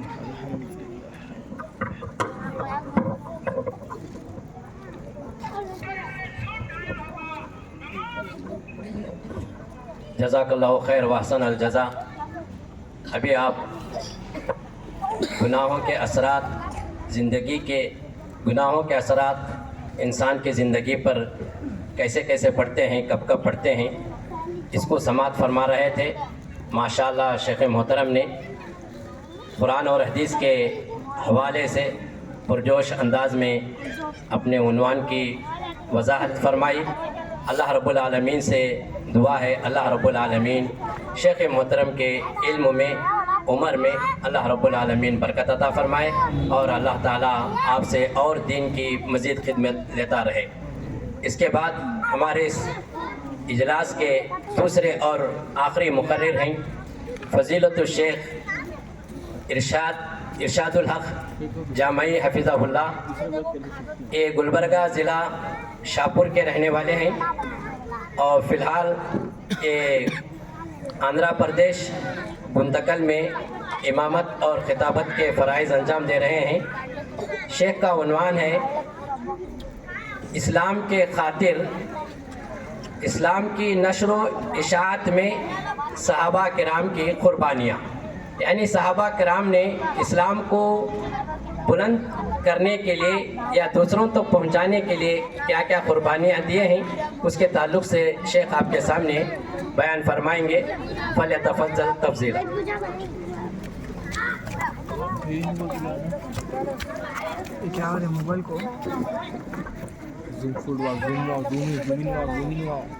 السلام علیکم ورحمۃ اللہ وبرکاتہ۔ جو بھی احباب دور بیٹھے ہوئے ہیں ان سے گزارش ہے کہ وہ سامنے آ جائیں۔ بہت ساری کرسیاں جو ہے سامنے خالی پڑی ہوئی ہے، ان سے گزارش ہے کہ سامنے آ جائیں۔ ان الحمد للہ نحمده ونستعینه ونستغفره ونؤمن به ونتوکل علیہ ونعوذ باللہ من شرور انفسنا ومن سیئات اعمالنا من يهده الله فلا مضل له ومن يضلل فلا هادي له واشهد ان لا اله الا الله واشهد ان محمدا عبده ورسوله اما بعد فإن خير الحديث كتاب الله وخير الهدي هدي محمد صلى الله عليه وسلم وشر الأمور محدثاتها وكل محدثة بدعة وكل بدعة ضلالة وكل ضلالة في النار فأعوذ بالله من الشيطان الرجيم بسم الله الرحمن الرحيم يا أيها الذين آمنوا اتقوا الله حق تقاته ولا تموتن إلا وأنتم مسلمون يا أيها الناس اتقوا ربكم الذي خلقكم من نفس واحدة وخلق منها زوجها وبث منهما رجالا كثيرا ونساء واتقوا الله الذي تساءلون به والأرحام إن الله كان عليكم رقيبا يا أيها الذين آمنوا اتقوا الله وقولوا قولا سديدا يصلح لكم أعمالكم ويغفر لكم ذنوبكم ومن يطع الله ورسوله فقد فاز فوزا عظيما۔ تمام تعریف و توصیف و کبریائی و بڑائی اللہ سبحانہ و تعالیٰ کی لائق و زیبا ہے جس نے ہم تمام کو امت محمدیہ میں پیدا ہونے کا شرف بخشا۔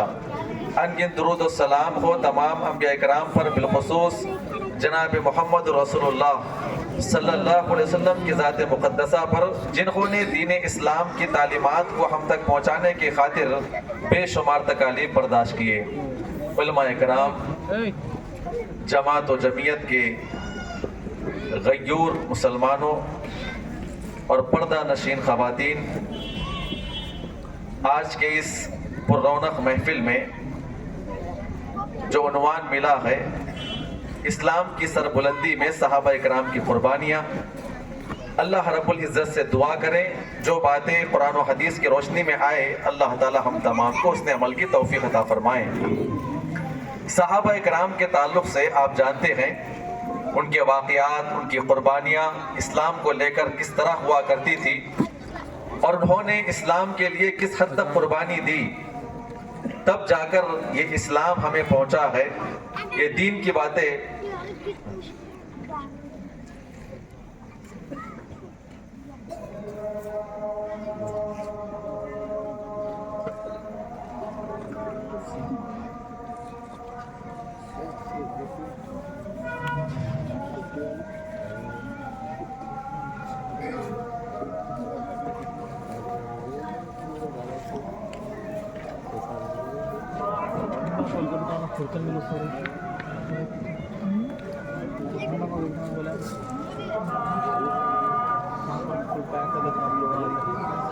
तो बच्चों को आगे बढ़ आगे आओ।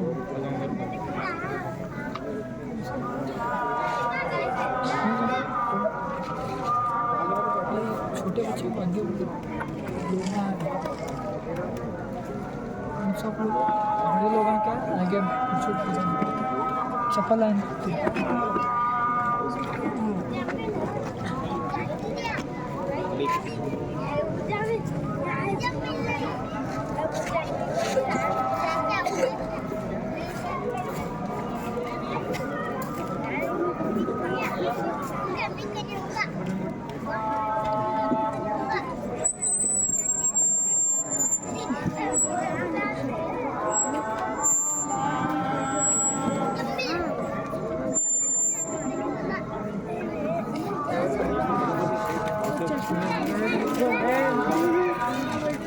बैठ झुका तुम्हें बैठ कहाँ जाता आगे तुम्हें बैठ एक जगह बैठ।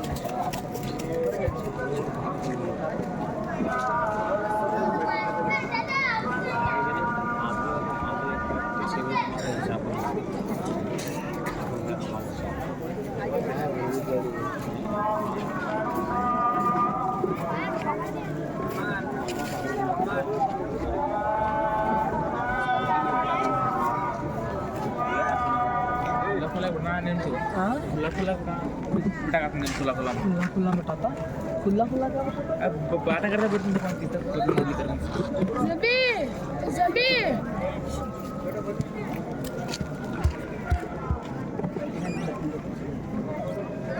नहीं क्या बोलने का मतलब क्या, नमाज होती नहीं, जोहर की भी नमाज, इशा की नमाज होती, अब लोग आते वो जैसे क्या है कम पड़ जाते ऐसा ठीक है।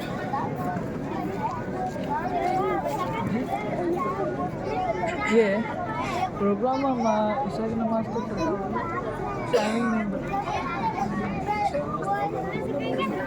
हाँ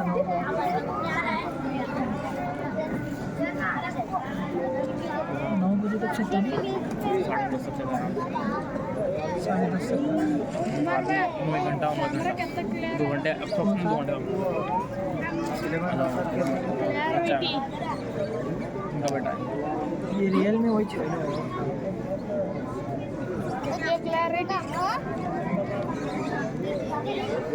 सेम है, उसमें क्या है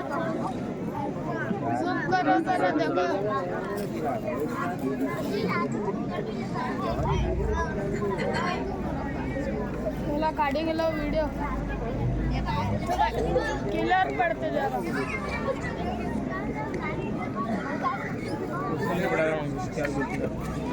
हाँ खुला नहीं पड़ा था क्या जान छोड़ रहे कैसा तो बढ़ती नहीं। बच्चे पूरे यहाँ पर बैठे हुए हैं آپ لوگوں سے گزارش ہے کہ پوری تقریر اگر آپ سنیں گے 3 سوالات کروں گا. کتنے سوالات کروں گا؟ 3 سوالات. جو بھی جواب دے گا انشاءاللہ شیخ کی طرف سے انعام رہے گا. کیا شیخ؟ تقریر مکمل سننا ہے اور جو آپس میں بات کریں ہم لوگ سب دیکھ رہے ہیں, ان کے جوابات قبول نہیں کیے جائیں گے. آ رہی بات سمجھ میں؟ سنیں گے انشاءاللہ. آپس میں حرکتیں کرنا نہیں, بات کرنا نہیں. ٹھیک ہے, اب سنو غور سے. محترم سامعین اکرام, عنوان تھا کہ اسلام کی سربلندی میں صحابہ اکرام کی قربانیاں. ہم اکثر مواقع سے علماء اکرام کی زبانی صحابہ اکرام کی قربانیاں, ان کے واقعات سنتے رہتے ہیں. اللہ تعالیٰ سے دعا کرے جو باتیں قرآن و حدیث کی روشنی میں آئے, اللہ تعالیٰ ہم تمام کو اس نے عمل کی توفیق عطا فرمائے. آمین. صحابی اس خوش نصیب انسان کو کہتے ہیں جس نے اپنی زندگی میں اللہ کے نبی سے ملاقات کیا ہو, جس نے اپنی زندگی میں اللہ کے نبی صلی اللہ علیہ وسلم سے ملاقات کیا ہو اسلام کی حالت میں, اور اس کے بعد اسلام ہی کی حالت میں اس کا انتقال ہوا ہو. اس خوش نصیب انسان کو صحابی کہتے ہیں. اللہ رب العزت نے ان صحابہ اکرام کی قربانیوں کو دیکھنے کے بعد قرآن و حدیث کے اندر ان کے کچھ مقامات کو بیان کیا ہے. میں کچھ باتیں آپ کے سامنے پیش کروں گا. پہلے جانتے ہیں کہ اللہ تعالیٰ نے ان صحابہ اکرام کو انعام کے طور پر, تحفے کے طور پر کتنی بڑی منزلت عطا فرمائی ہے. کتنی بڑی منزلت اللہ رب العزت نے ان صحابہ اکرام کو دی ہے, وہ ہمیں سمجھنا ہے.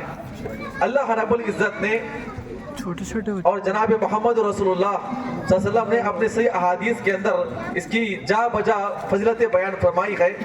صحابہ اکرام نے سوال کیا, اے اللہ کے نبی صلی اللہ علیہ وسلم, لوگوں میں سب سے بہتر کون ہے؟ لوگوں میں سب سے بہتر کون ہے؟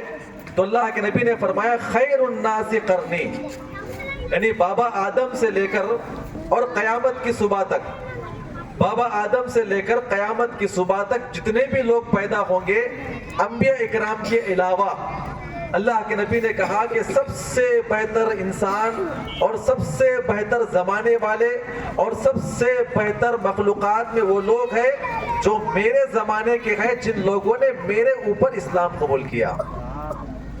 آ رہی بات سمجھ میں آپ کو؟ انبیاء اکرام کے بعد اگر کسی کا مقام ہے تو کس کا مقام ہے وہ؟ آج کس کا مقام ہے؟ ذرا آواز سے بولنا, ٹھیک ہے؟ انبیاء اکرام کے بعد اگر کسی کا مقام ہے تو کس کا مقام ہے؟ صحابہ اکرام کا مقام ہے. اور صحابہ اکرام میں حضرت ابو بکر صدیق کا مقام, عمر بن خطاب کا مقام, حضرت عثمان غنی کا مقام, علی ابن ابی طالب کا مقام, پھر اس کے بعد وہ 6 صحابہ اکرام, پھر اس کے بعد مہاجرین, بدر والے, احد والے, مدینہ والے, ہے نا, بیت رضوان والے, یہ تمام کے تمام صحابہ اکرام. کیا وجہ ہے کہ اللہ کے نبی نے کہا کہ بابا آدم سے لے کر قیامت کی صبح تک جتنے بھی لوگ دنیا کے اندر پیدا ہوں گے انبیاء اکرام کے علاوہ اگر کسی کا مقام ہے تو کس کا مقام ہے؟ وہ صحابہ اکرام کا مقام ہے. اللہ رب العزت نے اتنا بڑا مقام ان صحابہ اکرام کو کیوں دیا؟ آ رہی بات سمجھ میں آپ کو؟ اور آپ آیتیں پڑھتے جائیں اور قرآن کی احادیث اگر آپ پڑھتے جائیں, قرآن کی آیتیں اگر آپ پڑھتے جائیں تو آپ کو معلوم ہوگا کہ اللہ رب العزت نے قرآن مجید کے کئی مقامات پہ صحابہ اکرام کی تعریف کرتے ہوئے کہا. کیا کہا؟ محمد الرسول اللہ والذین معہ اشداء علی الکفار رحماء بینہم. اللہ نے کہا کہ اللہ کے نبی اور ان کے ساتھ رہنے والے, ان کے برگزیدہ صحابہ اکرام, ان کے اوپر ایمان لانے والے, ان کے ساتھی, ان کے اوپر ایمان لانے والے اس زمانے کے صحابہ اکرام, کہا کہ ان کے بارے میں کہا کہ یہ ایسے صحابہ اکرام ہیں جو کہ کفار کے اوپر سخت ہے. کس کے اوپر سخت ہے؟ کفار کے اوپر سخت ہے. اور اس آیت کریمہ کا ٹکڑا لے کر آج دشمنان اسلام جو ہے اسلام کے خلاف پروپیگنڈا پھیلاتے ہوئے کہتے ہیں کہ دیکھو صحابہ اکرام یہ مسلمان جو ہے کافروں کے لیے سخت ہے. حالانکہ یہاں پر جو بات بیان کی گئی ہے کہ جو حربی کافر جو مقابلہ کرنے کے لیے آتے ہیں, میدان جہاد میں مارنے کے لیے آتے ہیں, اللہ رب العزت نے یہ صحابہ اکرام کے تعلق سے ان کے بارے میں بیان کرتے ہوئے کہا ہے کہ جو کوئی مسلمانوں کا دشمن ہے, انسانوں کا دشمن ہے, بچوں کا دشمن ہے اور جہاد کے میدان میں مارنے کے لیے آتا ہے تو صحابہ اکرام صرف ان کے لیے سخت ہے. रुहमाउ बैनहुम, आपस में बड़े रहम दिल, मोहब्बत और मुहद्दत से रहने वाले, आपस में बड़ी मोहब्बत से बात करने वाले और मोहब्बत से रहने वाले। और उसके बाद अल्लाह रब्बुल इज्जत ने बयान फरमाया कि ये रात भर अल्लाह ताला का फजल तलाश करने वाले, अल्लाह रब्बुल इज्जत को राजी करने वाले, रात भर रात के अंधेरे में सजदे करने वाले, रुकू करने वाले, जन्नत को तलाश करने वाले। और अल्लाह रब्बुल इज्जत ने कहा कि इनकी इबादत की वजह से इनके चेहरों पर, इनके पेशानियों पर वो इबादत के असरात नजर आते हैं। उसके बाद अल्लाह रब्बुल इज्जत ने कहा हमने इन सहाबा इकराम की मिसालें, हमने इन सहाबा इकराम के वाक़यात, हमने इन सहाबा इकराम के अलामात हमने सिर्फ कुरान के अंदर नहीं बल्कि इंजील के अंदर, तौरात के अंदर भी हमने नाजिल फरमाई है। ये सहाबा इकराम जो है दुनिया के अंदर आने के बाद बड़े बड़े कारनामे करने वाले हैं और बड़ी बड़ी कुर्बानियां देने वाले हैं। अल्लाह रब्बुल इज्जत ने इनके पैदा होने से पहले तौरात और इंजील के अंदर इन सहाबा इकराम का तज़किरा फरमाया है। आ रही बात समझ में? कितना बड़ा मुकाम है सहाबा इकराम का। पैदा भी नहीं हुए हैं, हज़रत मूसा सलाम का दौर है, ईसा सलाम का दौर चल रहा है, लेकिन अल्लाह रब्बुल इज्जत अल्लाह के नबी का और सहाबा इकराम का तज़किरा फरमा रहा है। हम कितने खुश नसीब है कि हम उस जमाने के अंदर पैदा हुए, उन सहाबा इकराम के जमाने में पैदा हुए, उन सहाबा इकराम की तरफ से जो इल्म हमें मिला है, अल्हम्दुलिल्लाह हम उनके बताए हुए तरीके के मुताबिक कलिमा पढ़ के हम मुसलमान हैं। हम अपने आप को खुश नसीब समझें। अल्लाह रब्बुल इज्जत ने एक और मुकाम पे बयान फरमाया, क्या बड़ा मुकाम है, आप याद रखें। फ़इन आमनो बिमिथ्लि मा आमनतुम बिही फ़क़द इह्तदौ। अल्लाह ने कहा कि आए क़यामत की सुबह तक पैदा होने वाले इंसानों, अगर आप चाहते हैं आपको जन्नत मिले, आप जहन्नम से दूर कर दिए जाए, जहन्नम के अजाब से बचा लिए जाए, कब्र के अजाब से आपको बचा लिया जाए, तो अल्लाह ने कहा कि फ़इन आमनो, जैसे मेरे मोहम्मद और उनके साथी मोहम्मद को देखकर और उनके साथी जैसे ईमान लेकर आते हैं, जैसे इस्लाम के लिए कुर्बानियां पेश करते हैं, जैसे इस्लाम के लिए इबादत करते हैं, अरे क़यामत की सुबह तक आने वाले मुसलमानों, आप भी चाहते हो आप कामयाब हो जाए, तो आप ईमान कैसे लेकर आए? जैसे सहाबा इकराम ईमान लेकर आए हैं, तो आपको भी वैसे ही ईमान लाना होगा। मेरे और आपके अमाल, मेरे और आपके ईमान, मेरे और आपकी नेकियां क़यामत के दिन अगर इस आयत करीमा को ले ले तो सहाबा इकराम के मीज़ान कायम किए जाएंगे, सहाबा इकराम का तराजू कायम किया जाएगा। मेरे और आपके ईमान को सहाबा इकराम के बराबर या सहाबा इकराम की तरह तोला जाएगा। मेरा और आपका ईमान, मेरे और आपके अमाल अगर सहाबा इकराम की तरह ना हो तो हम तमाम को उठा के जहन्नम में दाखिल कर दिया जाएगा। कई रिवायतें हमें मिलती है और कई अहादीस हमको मिलती है। एक मरतबा सही बुखारी की रिवायत और इस तरह की रिवायत जो है हमें इब्ने माजा के अंदर मिलती है। अल्लाह के नबी ने क़यामत की सुबह तक आने वाले लोगों के बारे में कहा, ला तसुब्बु अस्हाबी, मेरे सहाबा इकराम के खिलाफ गाली गलौज ना करें, मेरे सहाबा इकराम को बुरा भला ना कहें। वजह क्या है? क्या वजह हो सकती है? अल्लाह के नबी क़यामत की सुबह तक आने वाले लोगों को खबरदार करते हुए कहते गए कि आप लोग मेरे सहाबा इकराम के बारे में कभी अपनी जबान ना खोलें, अपनी आवाज ना बुलंद करें और अपने राय, अपने मशवरे और सहाबा इकराम के अपने दरमियान बैठकर किसी भी एक सहाबी को लेकर आपस में कभी बातें ना करें, उनके गुनाहों का तज़किरा पेश ना करें। वजह क्या है?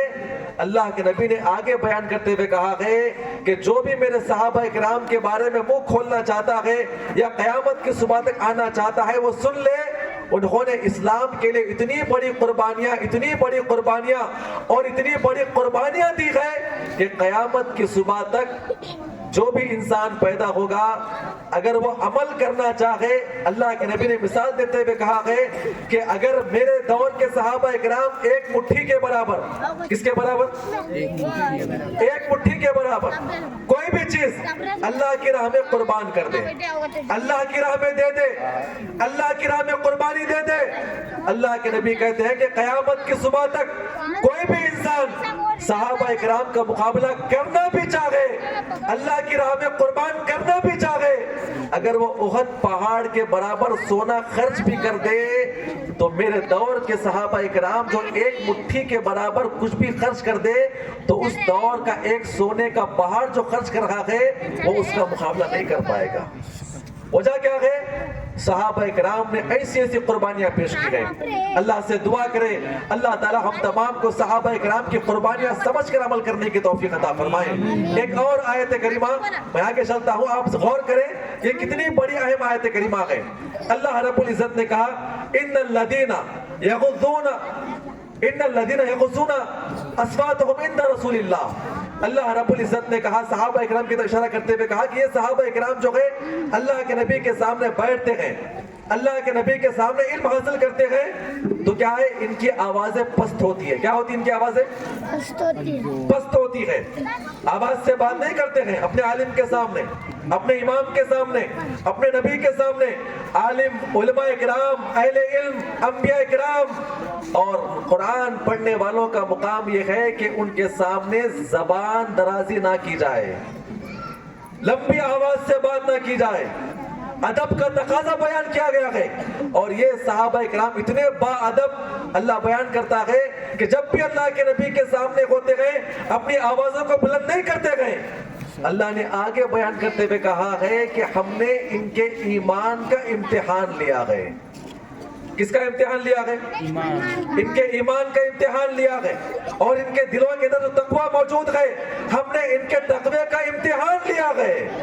اس کے بعد اللہ رب العزت نے دنیا ہی کے اندر بیان کرتے ہوئے کہا لہم مغفرۃ و اجر عظیم. آ رہی بات سمجھ میں آپ کو؟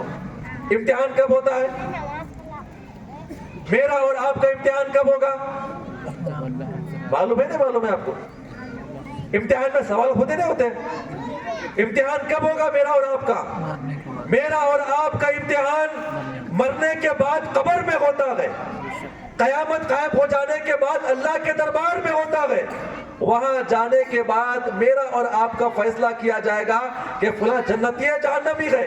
اور اللہ رب العزت ان صحابہ اکرام کے بارے میں کہتا ہے کہ ہم نے دنیا کے اندر ان کے مرنے سے پہلے, خبر میں جانے سے پہلے, قیامت قائم ہونے سے پہلے, اے اللہ کے نبی یہ جو صحابہ اکرام جو آپ کے سامنے بیٹھے ہوئے آپ کے اوپر ایمان لانے والے ہیں, ہم نے ان کی قربانیوں کو دیکھنے کے بعد دنیا ہی کے اندر ان کے ایمان کا فیصلہ کر دیا.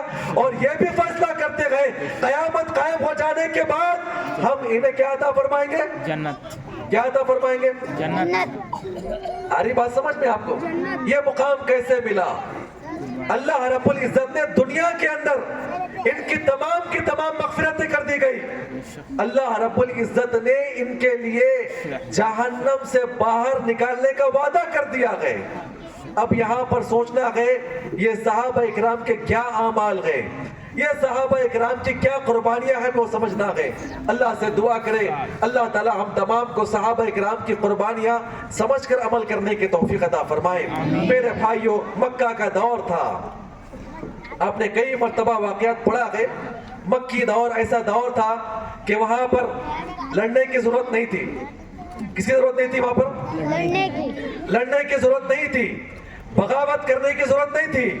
اور پورا مکی دور اللہ کے نبی صحابہ اکرام کو یہ ترغیب دلاتے ہیں کہ اس دور میں جہاں پر چاروں طرف سے آپ کے اوپر مصیبت آتی ہے, اے میرے صحابہ اکرام کی جماعت, ان مصیبتوں کے اندر اب آپ کو جینے کی ضرورت ہے. کسی ضرورت ہے آپ کو؟ جینے کی ضرورت ہے. اب آپ اپنے آپ کو زندہ رکھیں, ان کی تکالیف کو برداشت کریں. وقت آئے گا انشاءاللہ اگر آپ قربانی دیں گے, زندہ بچیں گے, یہاں سے نکلیں گے, قیامت کی صبح تک لوگ جو ہے آپ کو پڑھنے والے ملیں گے, آپ کو جاننے والے ملیں گے. شرط یہ ہے کہ مکی دوروں میں کیا کریں, آپ قربانیاں پیش کریں, برداشت کریں, تکالیف کو برداشت کریں. اور کیسی تکالیف تھی, اللہ سے دعا کریں اللہ ہم تمام کو سمجھ کر عمل کرنے کی توفیق عطا فرمائے. خباب ابن ارت کہتے ہیں میں چھوٹا بچہ لا کے بیچ دیا گیا, ایک عورت نے مجھے خرید لیا, اس کے باضابطہ جو ہے اس کی باضابطہ ایک بھٹی تھی جہاں پہ وہ لوہے کی تلواریں وغیرہ بنایا کرتی تھی. میں معصوم بچہ لا کر رکھ دیا تو میں چند ہی دن گزرے تھے کہ میں نے کیا کر لیا, تلوار, تیر, بھالے یہ بنانا سیکھ لیا. اور اتنا مشہور ہو گیا مکہ کے اندر کہ لوگ دور دور سے آتے اور آ کر باضابطہ کیا کرتے, میرے پاس آ کے تلوار لے جایا کرتے تھے. ایک مرتبہ میں نے اللہ کے نبی صلی اللہ علیہ وسلم کے اوپر اسلام قبول کر لیا, اسلام کی دعوت کو میں نے قبول کر لیا, اور اس کے بعد آ کر بھٹی کے پاس بیٹھا ہوا لوہے کو گرم کر رہا تھا, اب یاد رکھیں یہ صحابی رسول اپنا دردناک واقعہ بیان کرتے ہیں. اللہ سے دعا کرے یہ کیسی قربانی ان کی تھی, یہ کیسا برداشت ان کے اندر تھا, اسلام کو لے کر, ایمان کو لے کر, اللہ کے رسول کی تعلیمات کو لے کر. آج ہم اسی اسلام کے ماننے والے ہیں, آج ہمارا دعویٰ یہ ہے ہم جنت میں جانے والے ہیں. کیا آج ہمارے اندر وہ طاقت و قوت موجود ہے؟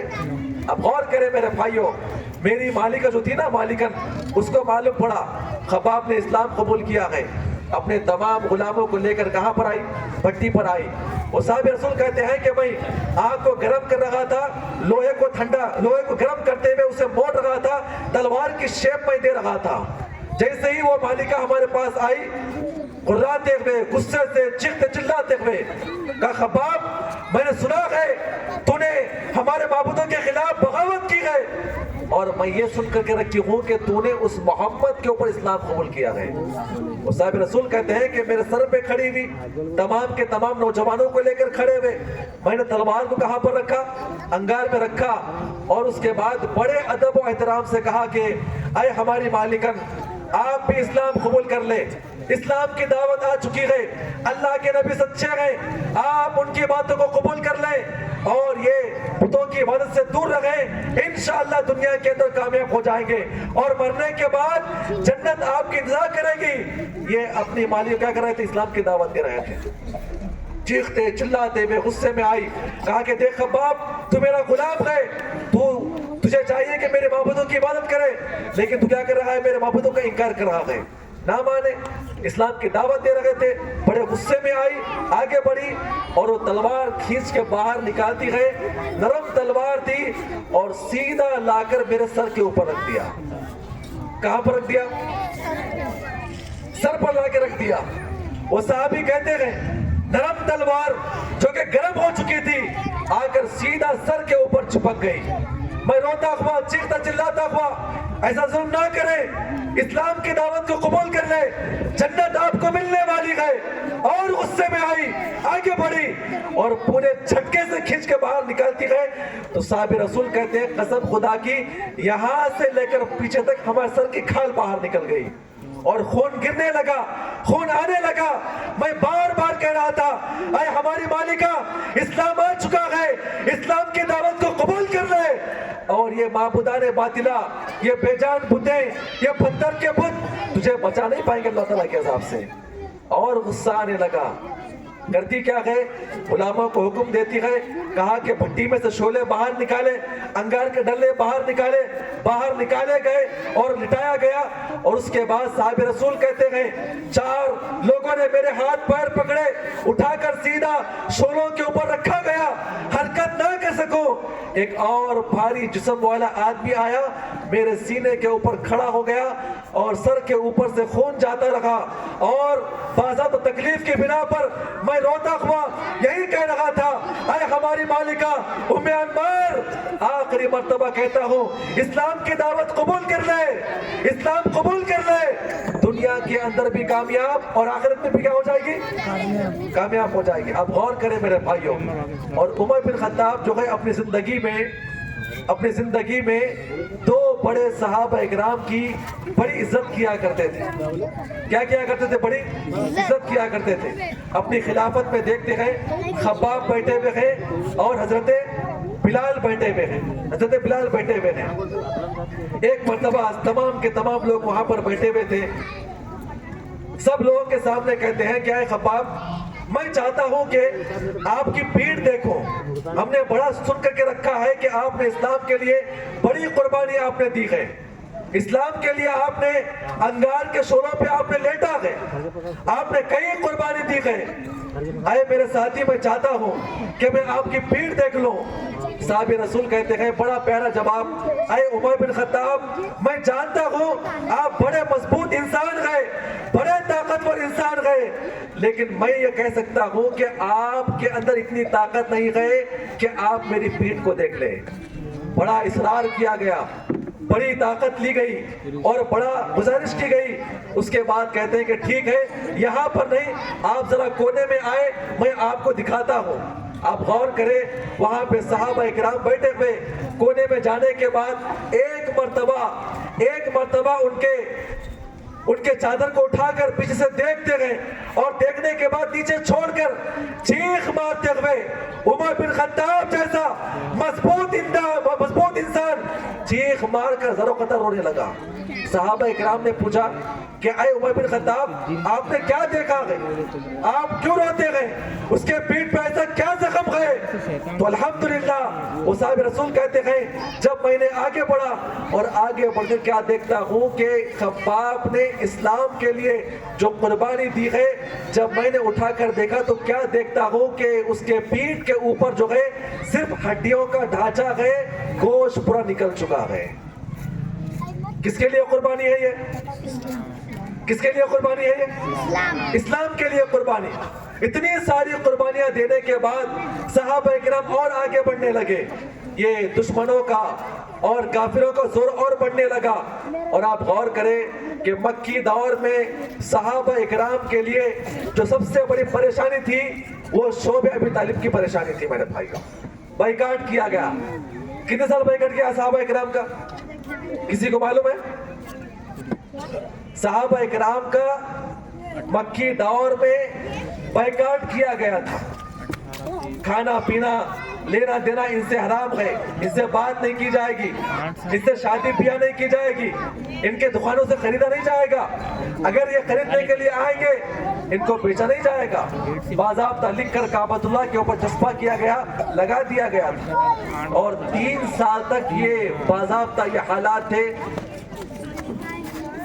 حضرت ابو طالب نے اپنے تمام ساتھیوں کو لے کر اپنے خاندان کو لے کر کہاں پہ چلے گئے؟ اپنے گھاٹی پہ چلے گئے. شعب ابی طالب کہتے ہیں گھاٹی ہے جہاں پر ان کی زمین تھی مکہ سے باہر, جہاں پر درخت وغیرہ ہوا کرتے تھے. یہ تمام کے تمام صحابہ اکرام ان کے خاندان والے وہاں پہ جا کے سکون اختیار کرتے ہیں. اب یہاں پر جو ہے کچھ صحابہ اکرام واقعات کو بیان کرتے ہیں, وہ ہمیں سمجھنا. اللہ سے دعا کرے اللہ تعالی ہم تمام کو صحابہ اور صحابیات کی قربانی جو ہے سن کر عمل کرنے کی توفیق عطا فرمائے. صحابہ اکرام نے کچھ واقعات بیان کرتے ہوئے کہتے ہیں, صحیح مسلم کی روایت, عتبہ بن غزوان کہتے ہیں کہ 3 سال کا عرصہ, کتنے سال کا عرصہ؟ 3 سال کا عرصہ ایسا گزرا کہ کئی مہینے گزر گئے. بعض صحابہ کرام کہتے ہیں کئی ہفتے گزر گئے, ہمارے پاس کھانے کے لیے کچھ نہیں ہوا کرتا تھا, بلکہ ہم لوگ جو ہے باضابطہ درخت کے پتے کھا کر اپنے آپ کو بچایا کرتے تھے. کیا کھاتے تھے؟ درخت کے پتے کھایا کرتے تھے. وہ صحابی آگے بیان فرماتے ہیں درخت کے پتے کھاتے کھاتے اور درخت کے کانٹے چباتے چباتے ہمارے جو منہ ہے, ہمارے مسوڑے جو ہے وہ چھلنی ہو چکے تھے, چبانے کے لائق نہیں تھے. بعض صحابہ کرام کہتے ہیں بعض مرتبہ تو ہم اپنے جانوروں کو چھوڑ دیا کرتے تھے, جانور یہاں سے چرا کرتے تھے اور ہم وہاں سے درخت کے پتے اٹھا کر کاٹ کے اپنے منہ میں داخل کیا کرتے تھے اپنے آپ کو بچانے کے لیے. ایک کون سا دور تھا یہ؟ صحابہ کرام کا دور, مکی دور تھا. اسلام کے لیے قربانی دی گئی. اور آگے بیان کرتے ہوئے کہتے ہیں کیا دور رہا ہوگا. اللہ سے دعا کرے اللہ ہم تمام کو یہ صحابہ اکرام کی قربانی سمجھ کر عمل کرنے کی توفیق عطا فرمائے.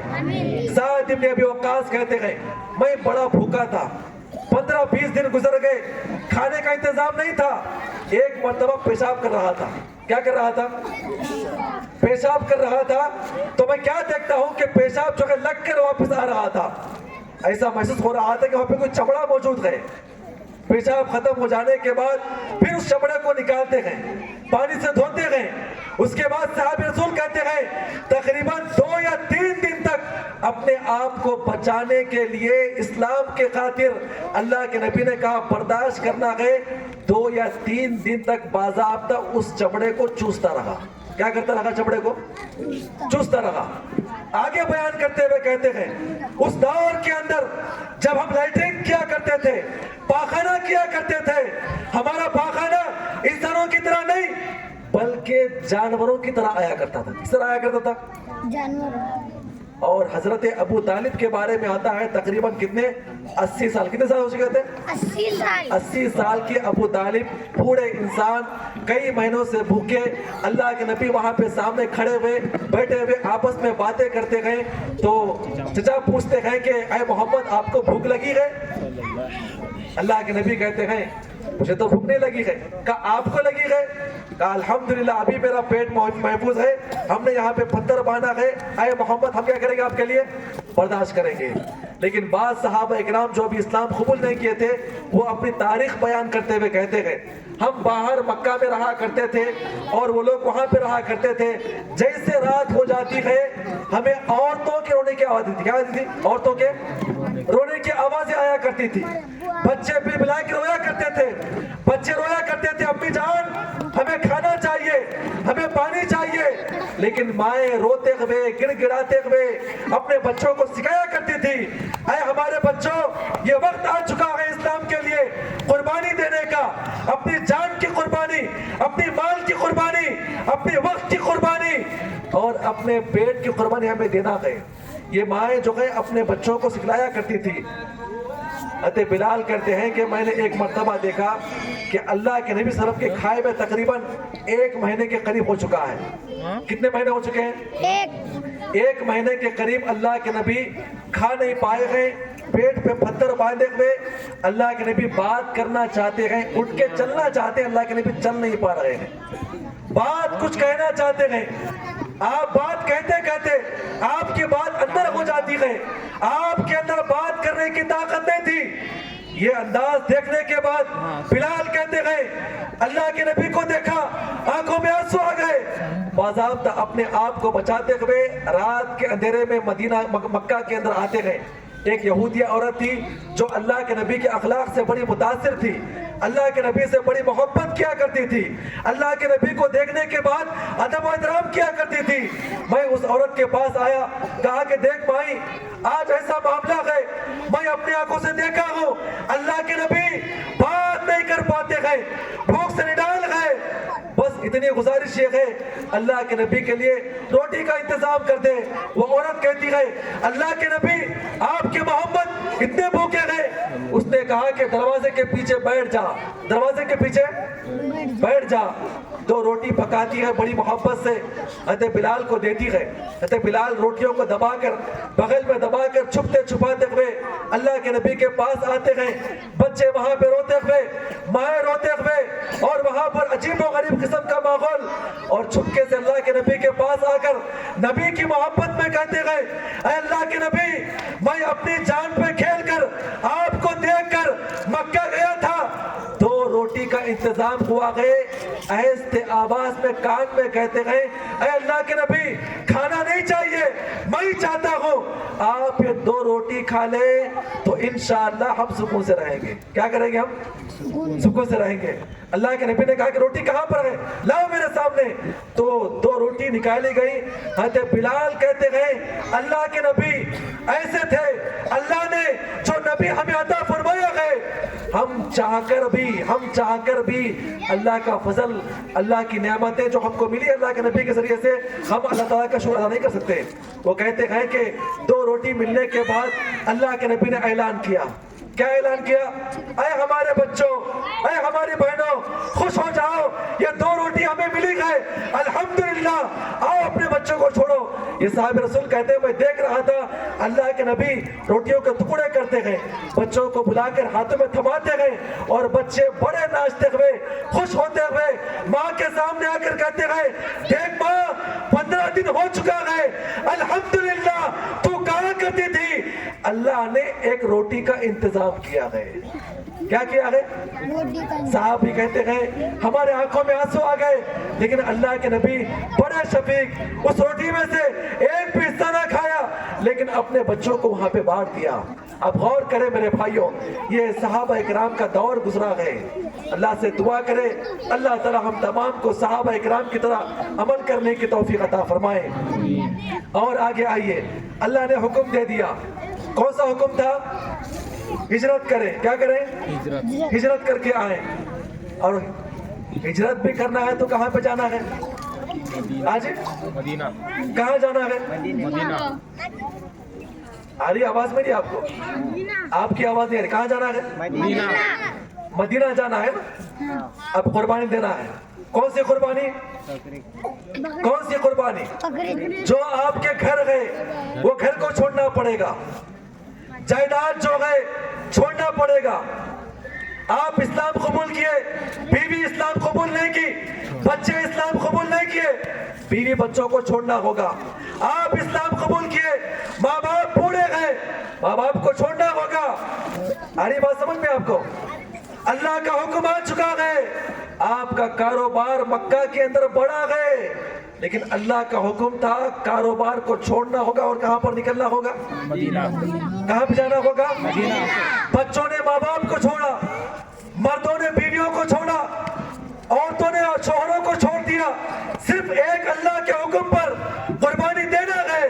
اور کہاں پر جانا گئے؟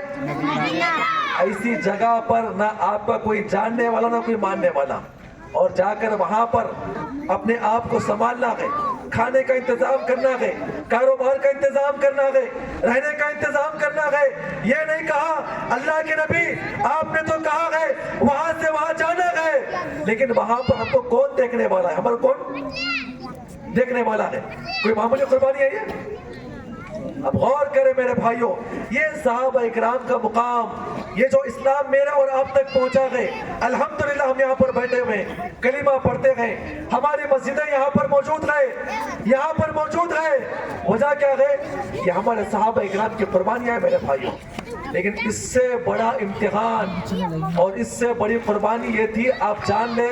اللہ سے دعا کریں اللہ ہم تمام کو وہ قربانی سمجھنے کی توفیق عطا فرمائے. اسلام کی سب سے پہلی جنگ کون سی ہے؟ بدر. آج بدر. جنگ بدر ہے, وہ حد ہے بدر.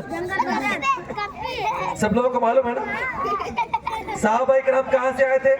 مکے سے. مکے سے کہاں پر آئے تھے؟ مدینہ. مدینہ آئے تھے. آ رہی بات سمجھ میں آپ کو؟ اور بدر کے میدان میں صحابہ اکرام کھڑے ہوئے گئے. بدر پلیس کے. کافر کہاں سے آئے تھے؟ مدینہ. کافر لڑنے کے لیے کہاں سے آئے تھے؟ مدینہ. آجی کسی کو معلوم ہے نہیں معلوم ہے؟ اچھا, مارنے کے لیے کون آئے تھے؟ کسی کو نہیں معلوم. صحابہ اکرام مکہ سے مدینہ آئے اور جنگ بدر میں مقابلہ کرنے کے لیے, صحابہ اکرام کو مارنے کے لیے مکہ ہی سے لڑنے کے لیے آتے. کہاں سے آتے؟ مکہ ہی سے آتے گئے. اور تاریخ کے اندر یہ بات بیان کی گئی ہے, اس سے بڑی قربانی صحابہ اکرام کی ہو ہی نہیں سکتی. یاد رکھیں آپ, کیا قربانی تھی؟ جنگ بدر میں 313 صحابہ اکرام یہاں پر کھڑے ہوئے. مقابلے میں کتنے تھے؟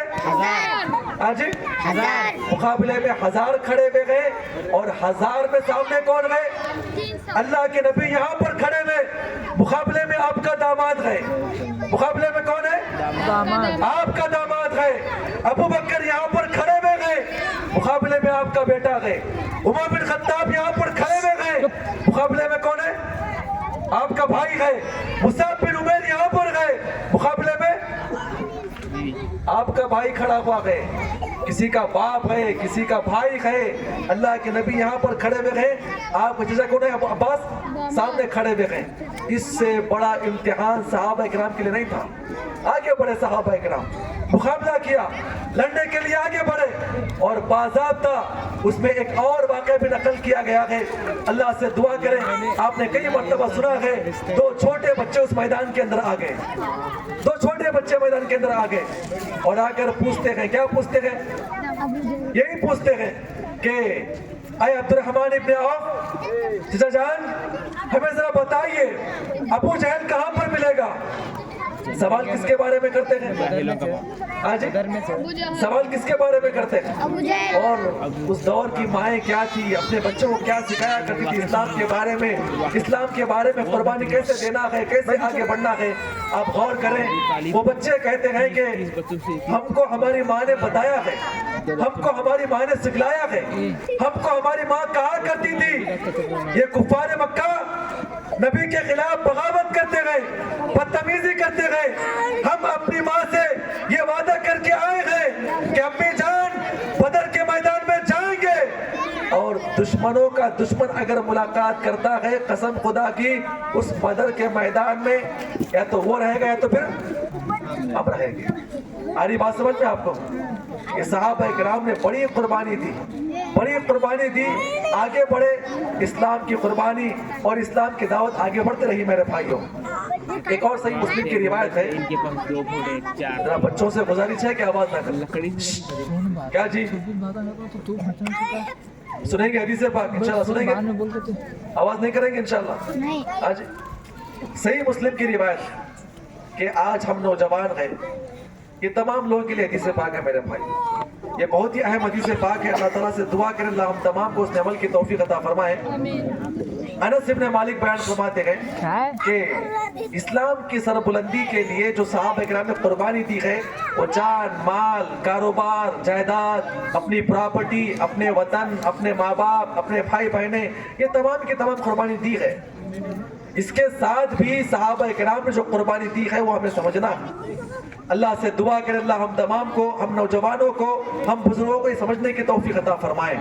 अनस इब्न मालिक कहते हैं कि कुछ लोग अल्लाह के नबी के पास आए और आकर अल्लाह के नबी के सामने इस्लाम के बारे में सवाल किया, इस्लाम की तालीमात के बारे में सवाल किया। तो अल्लाह के नबी ने क्या किया? उनको इस्लाम की दावत दी, इस्लाम की तालीमात उनके सामने पेश किया। तो उन लोगों ने क्या किया? इस्लाम की दावत को कबूल नहीं किया, बल्कि कहा कि अल्लाह के नबी अनिबअस मआना रिजालन युअल्लिमुनल कुरआन व सुन्ना। क्या अल्फाज हदीस के? ऐ अल्लाह के नबी हम चाहते हैं कि आपके मदनी और मक्की सहाबा इकराम में जो इल्म वाले सहाबा इकराम युअल्लिमुनल कुरआन व सुन्ना, कुरान और हदीस के उलमा इकराम, कुरान के माहिरीन, हदीस के माहिरीन। एक काफिर भी चाहता है कि इल्म किससे हासिल करना है? इल्म किससे हासिल करेंगे? आज इल्म किससे हासिल करना है? आ रही बात समझ में आपको? जवाब देंगे नहीं देंगे आप? जवाब इल्म किससे हासिल करेंगे? आज ये आदमी कहते हैं कि अल्लाह के नबी आप ऐसे आलिमों को भेजिए जो कुरान हदीस के जानकार, बड़े कुर्रा हो, बड़े इल्म वाले हो, बड़े जानकार हो, आपकी शरीयत की तर्जुमानी करने वाले हो। यहाँ पे बताया गया है कि इल्म आप उससे हासिल करें जो इल्म के माहिरीन हो। इल्म के क्या हो? माहिरीन हो। आज हम इल्म किससे हासिल करते हैं? आज इंजीनियरों से करते नहीं करते, डॉक्टरों से। यहाँ पर हदीस पाक बताती है और वो आदमी कहता है अल्लाह के नबी आपके सहाबा इकराम सब दीन जानते हैं, सब सहाबा इकराम जानते हैं, लेकिन हमारी गुजारिश ये है कि आप उन सहाबा इकराम को भेजे युअल्लिमुनल कुरआन व सुन्ना, और हदीस के बड़े माहिरीन हो। इतना कहने के बाद अल्लाह के नबी ने क्या किया? 70 सहाबा इकराम को निकाला, फुला आइए, फुला आइए, फुला आइए, आप बड़े हाफिज कुरान है, आप बड़े कारी है, आप फुला गए, आपके वो इतना इल्म है। सहाबा इकराम ने मक्का और मदीना के अंदर रहने वाले सहाबा इकराम में तकरीबन कितने? 70 सहाबा इकराम को निकाल कर कहा कि तुम जाओ उस इलाके के अंदर जाकर वहां पे दीन का काम करना, दीन को फैलाना, दीन की दावत देना, उन इलाके वालों को इस्लाम की दावत देना। ये सहाबा इकराम बाज़ाब्ता वहां से निकलते गए। अनस इब्न मालिक कहते अल्लाह के नबी ने क्या किया? एक खत दिया और खत के अंदर लिखा हुआ था, इस्लाम की बातें लिखी भी थी। कहा कि जाने के बाद उस इलाके के सरदार को ये खत दे देना। आप गौर करें, वो तमाम के तमाम सहाबा इकराम उस इलाके के अंदर आए और एक साहबी रसूल आगे बढ़े जिनका नाम हराम बिन मिलहान था, उस दरबार में दाखिल हुए और कहा कि अल्लाह के नबी ने हमें भेजा है, ये खत है आप पढ़ लें। اور وہ آدمی جو ہے اسلام کا اتنا کٹر دشمن تھا، اس نے خط لیا پڑھے بغیر، صاحب رسول سامنے کھڑے ہوئے ہیں، اس نے پیچھے سے اشارہ کرتے ہوئے کہا کہ اس آدمی کو قتل کر دیا جائے۔ ایک آدمی آیا اور تلوار لے کر جو ہے نیزہ لے کر اس صاحب رسول کو قتل کر دیا۔ آپ غور کریں، پھر وہ صحابہ کرام کہاں پر کھڑے ہوئے ہیں، کہاں پر گئے، اپنی فوج لے کر آیا اور تقریباً کتنے 70 صحابہ کرام کو وہاں پہ شہید کر دیا گیا، ختم کر دیا گیا۔ لیکن جو صحابہ کرام وہاں پہ شہید ہو رہے تھے، انتقال کر رہے تھے، جن کو مارا جا رہا تھا، انہوں نے کہا کہ میں یبلغ انا نبینا ان قد لقیناک، اے اللہ ہم یہاں پر آئے ہیں دین کا کام کرنے کے لیے، ساری قربانیاں دے کر علم حاصل کر کے ہم یہاں پر آئے ہیں، لیکن آج یہ کفار ہمیں مارتے ہیں۔ اے اللہ ہماری دعوت کو، ہم سچے ہیں، ہماری قربانی کو اے اللہ کون ہے جو اللہ کے نبی تک پہنچائے گا؟ آری بات سمجھ میں آپ کو؟ یہ تمام کے تمام صحابہ اکرام کو شہید کر دیا گیا۔ اس کے بعد اللہ کے نبی کو خبر ملی، اللہ کے نبی بڑے آنکھوں میں آنسو لے کر آئے، بڑے غمگین ہوئے۔ اس کے بعد صاحب رسول بیان فرماتے ہیں اللہ سے دعا کریں اللہ ہم تمام کو سمجھ کر عمل کرنے کی توفیق عطا فرمائیں۔ آمین۔ اس طرح صحابہ اکرام کیا کیا کرتے تھے، ان کے اعمال کیا تھے؟ اللہ کے نبی کہتے ہیں جیسے رات ہو جاتی ہے کیا کرتے ہیں؟ عشاء کی نماز پڑھنے کے بعد یہ سب صحابہ اکرام باہر نکل جاتے ہیں، اپنے علاقے میں جہاں جہاں پر بھی نوجوان صحابہ اکرام ہوتے ہیں، چھوٹے بچے ہوتے ہیں، ناجانکار ہوتے ہیں، گھر گھر جا کر ان صحابہ اکرام کو بلاتے ہیں اور لا کر سیدھا مسجد میں لا کر بٹھاتے ہیں، اور کیا کرتے ہیں؟ کیا کرتے ہیں؟ اللہ کے نبی کہتے ہیں یہ صحابہ اکرام کی جماعت جو معلم ہوا کرتی تھی، رات بھر صحابہ اکرام کو قرآن کی تعلیم دیا کرتے تھے، قرآن پڑھایا کرتے تھے، بیٹھ کے قرآن کا تعلیم و تعلم دیا کرتے تھے، اور اس کے بعد فجر کے قریب یہ تمام کے تمام کیا کرتے تھے؟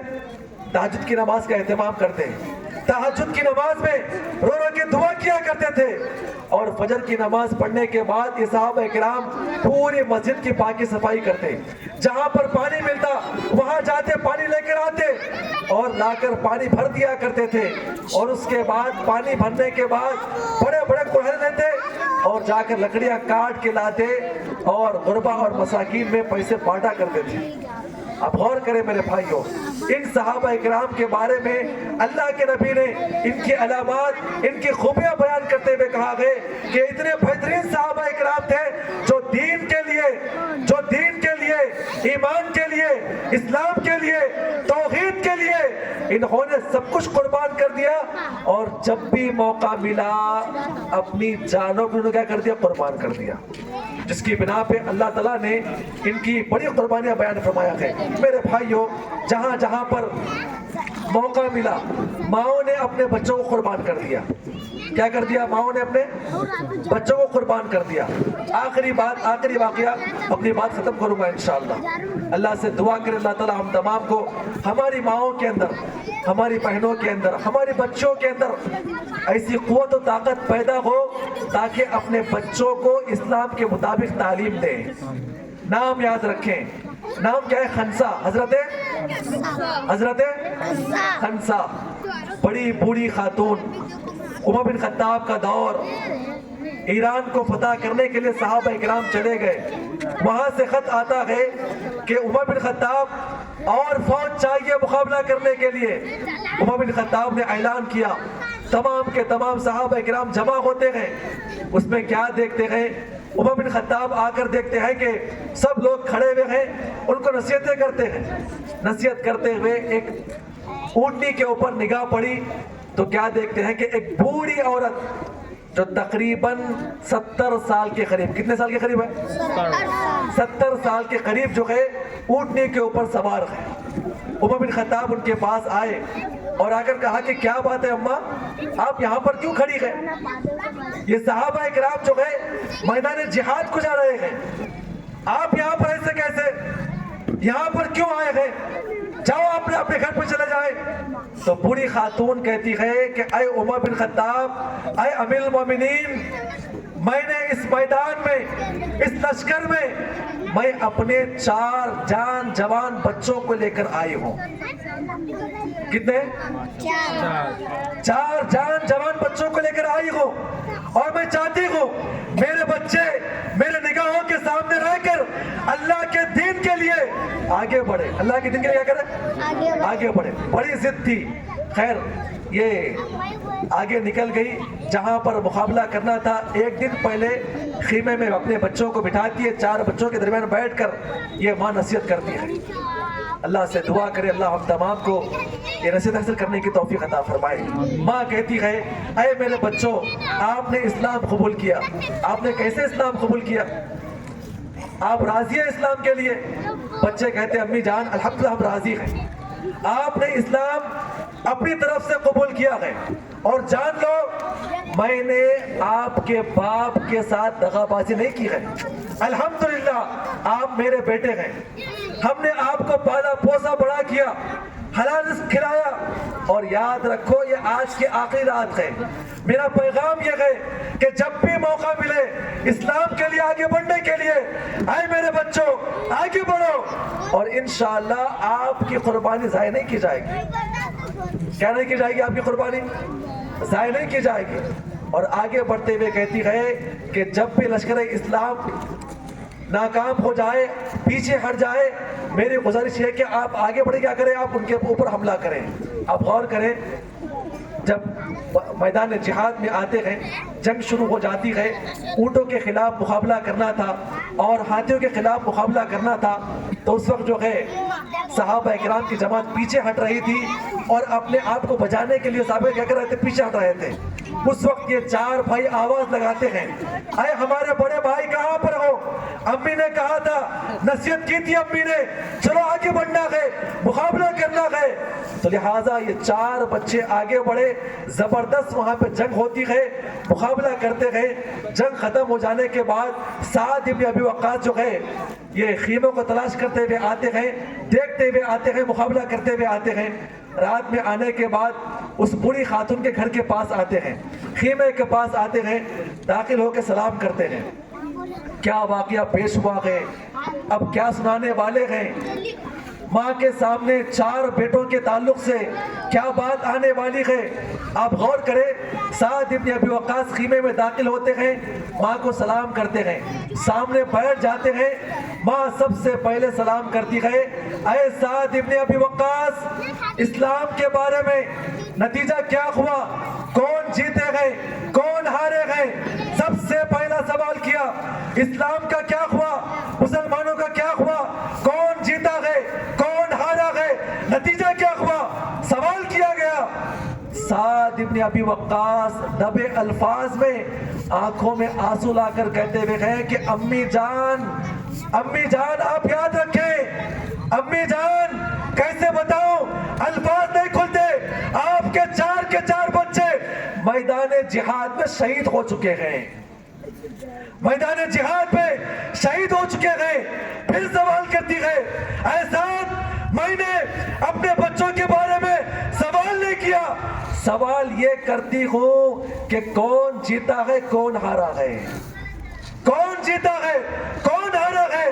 پہلے یہ بتا بچے زندہ ہے نہیں ہے، بعد میں سوال کیا جائے گا. پہلے یہ بتا کون جیتا ہے، کون ہارا ہے. سعد ابن ابی وقاص کہتے ہیں الحمدللہ ہم جیتے ہیں.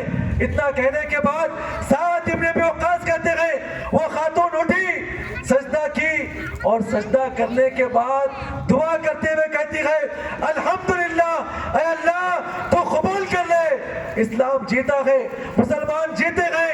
اے اللہ اس بات کا فخر ہوگا، اس بات کا فخر ہوگا. قیامت قائم ہو جائے گی، قیامت قائم ہو جانے کے بعد میری کیا نصیب ہوگی، میرا کیا مقام ہوگا. فرشتے پکاریں گے فلاں جنگ کے اندر 4 بچے ایک ساتھ قربان ہوئے، 4 شہیدوں کی ماں خنسا کہاں پر ہے، تو میرا وہاں پر کیا مقام ہوگا.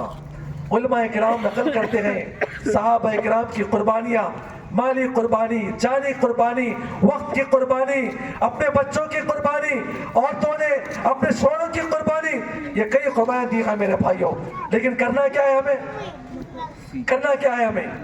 ये तमाम के तमाम वाक़यात हमने सुना है।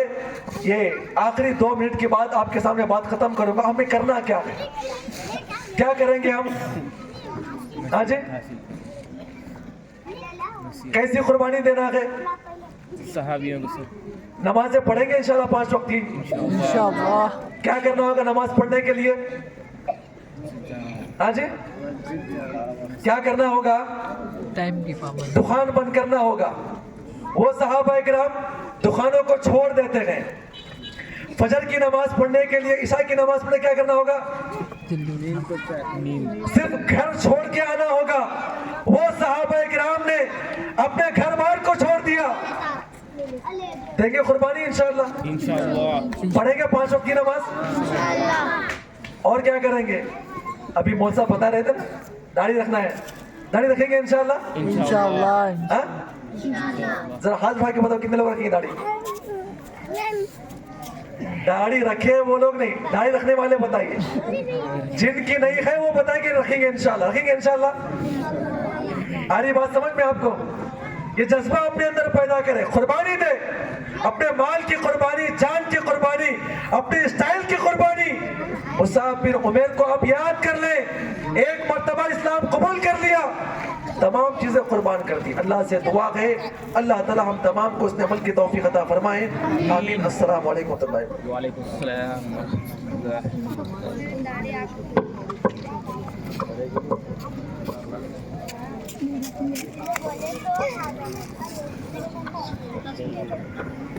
जज़ाकल्लाहु खैर व अहसन अल जज़ा। फज़ीलतुल शेख इरशादुल हक साहब जामई ने इस्लाम की खातिर सहाबा ने क्या क्या कुर्बानियाँ दी, उसके ताल्लुक़ से आपके सामने बहुत ही बेहतरीन बातें, बहुत ही बेहतरीन वाक़यात आपके सामने पेश किए।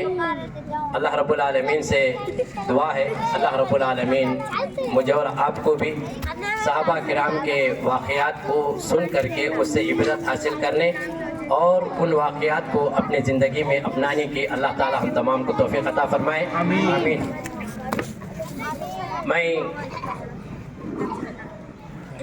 दूर दराज से आए हुए 2 उलमाए किराम का और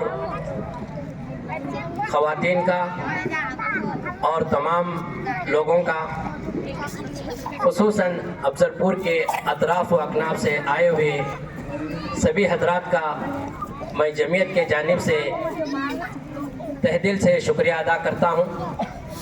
और इस इजलास को कामयाब करने के लिए जिन जिन लोगों ने काम किया, वक्त लगाया, पैसा लगाया और अपने मशवरे हमें अता किया, उन सब का भी मैं जमीयत के जानिब से तहे दिल से शुक्रिया अदा करता हूँ।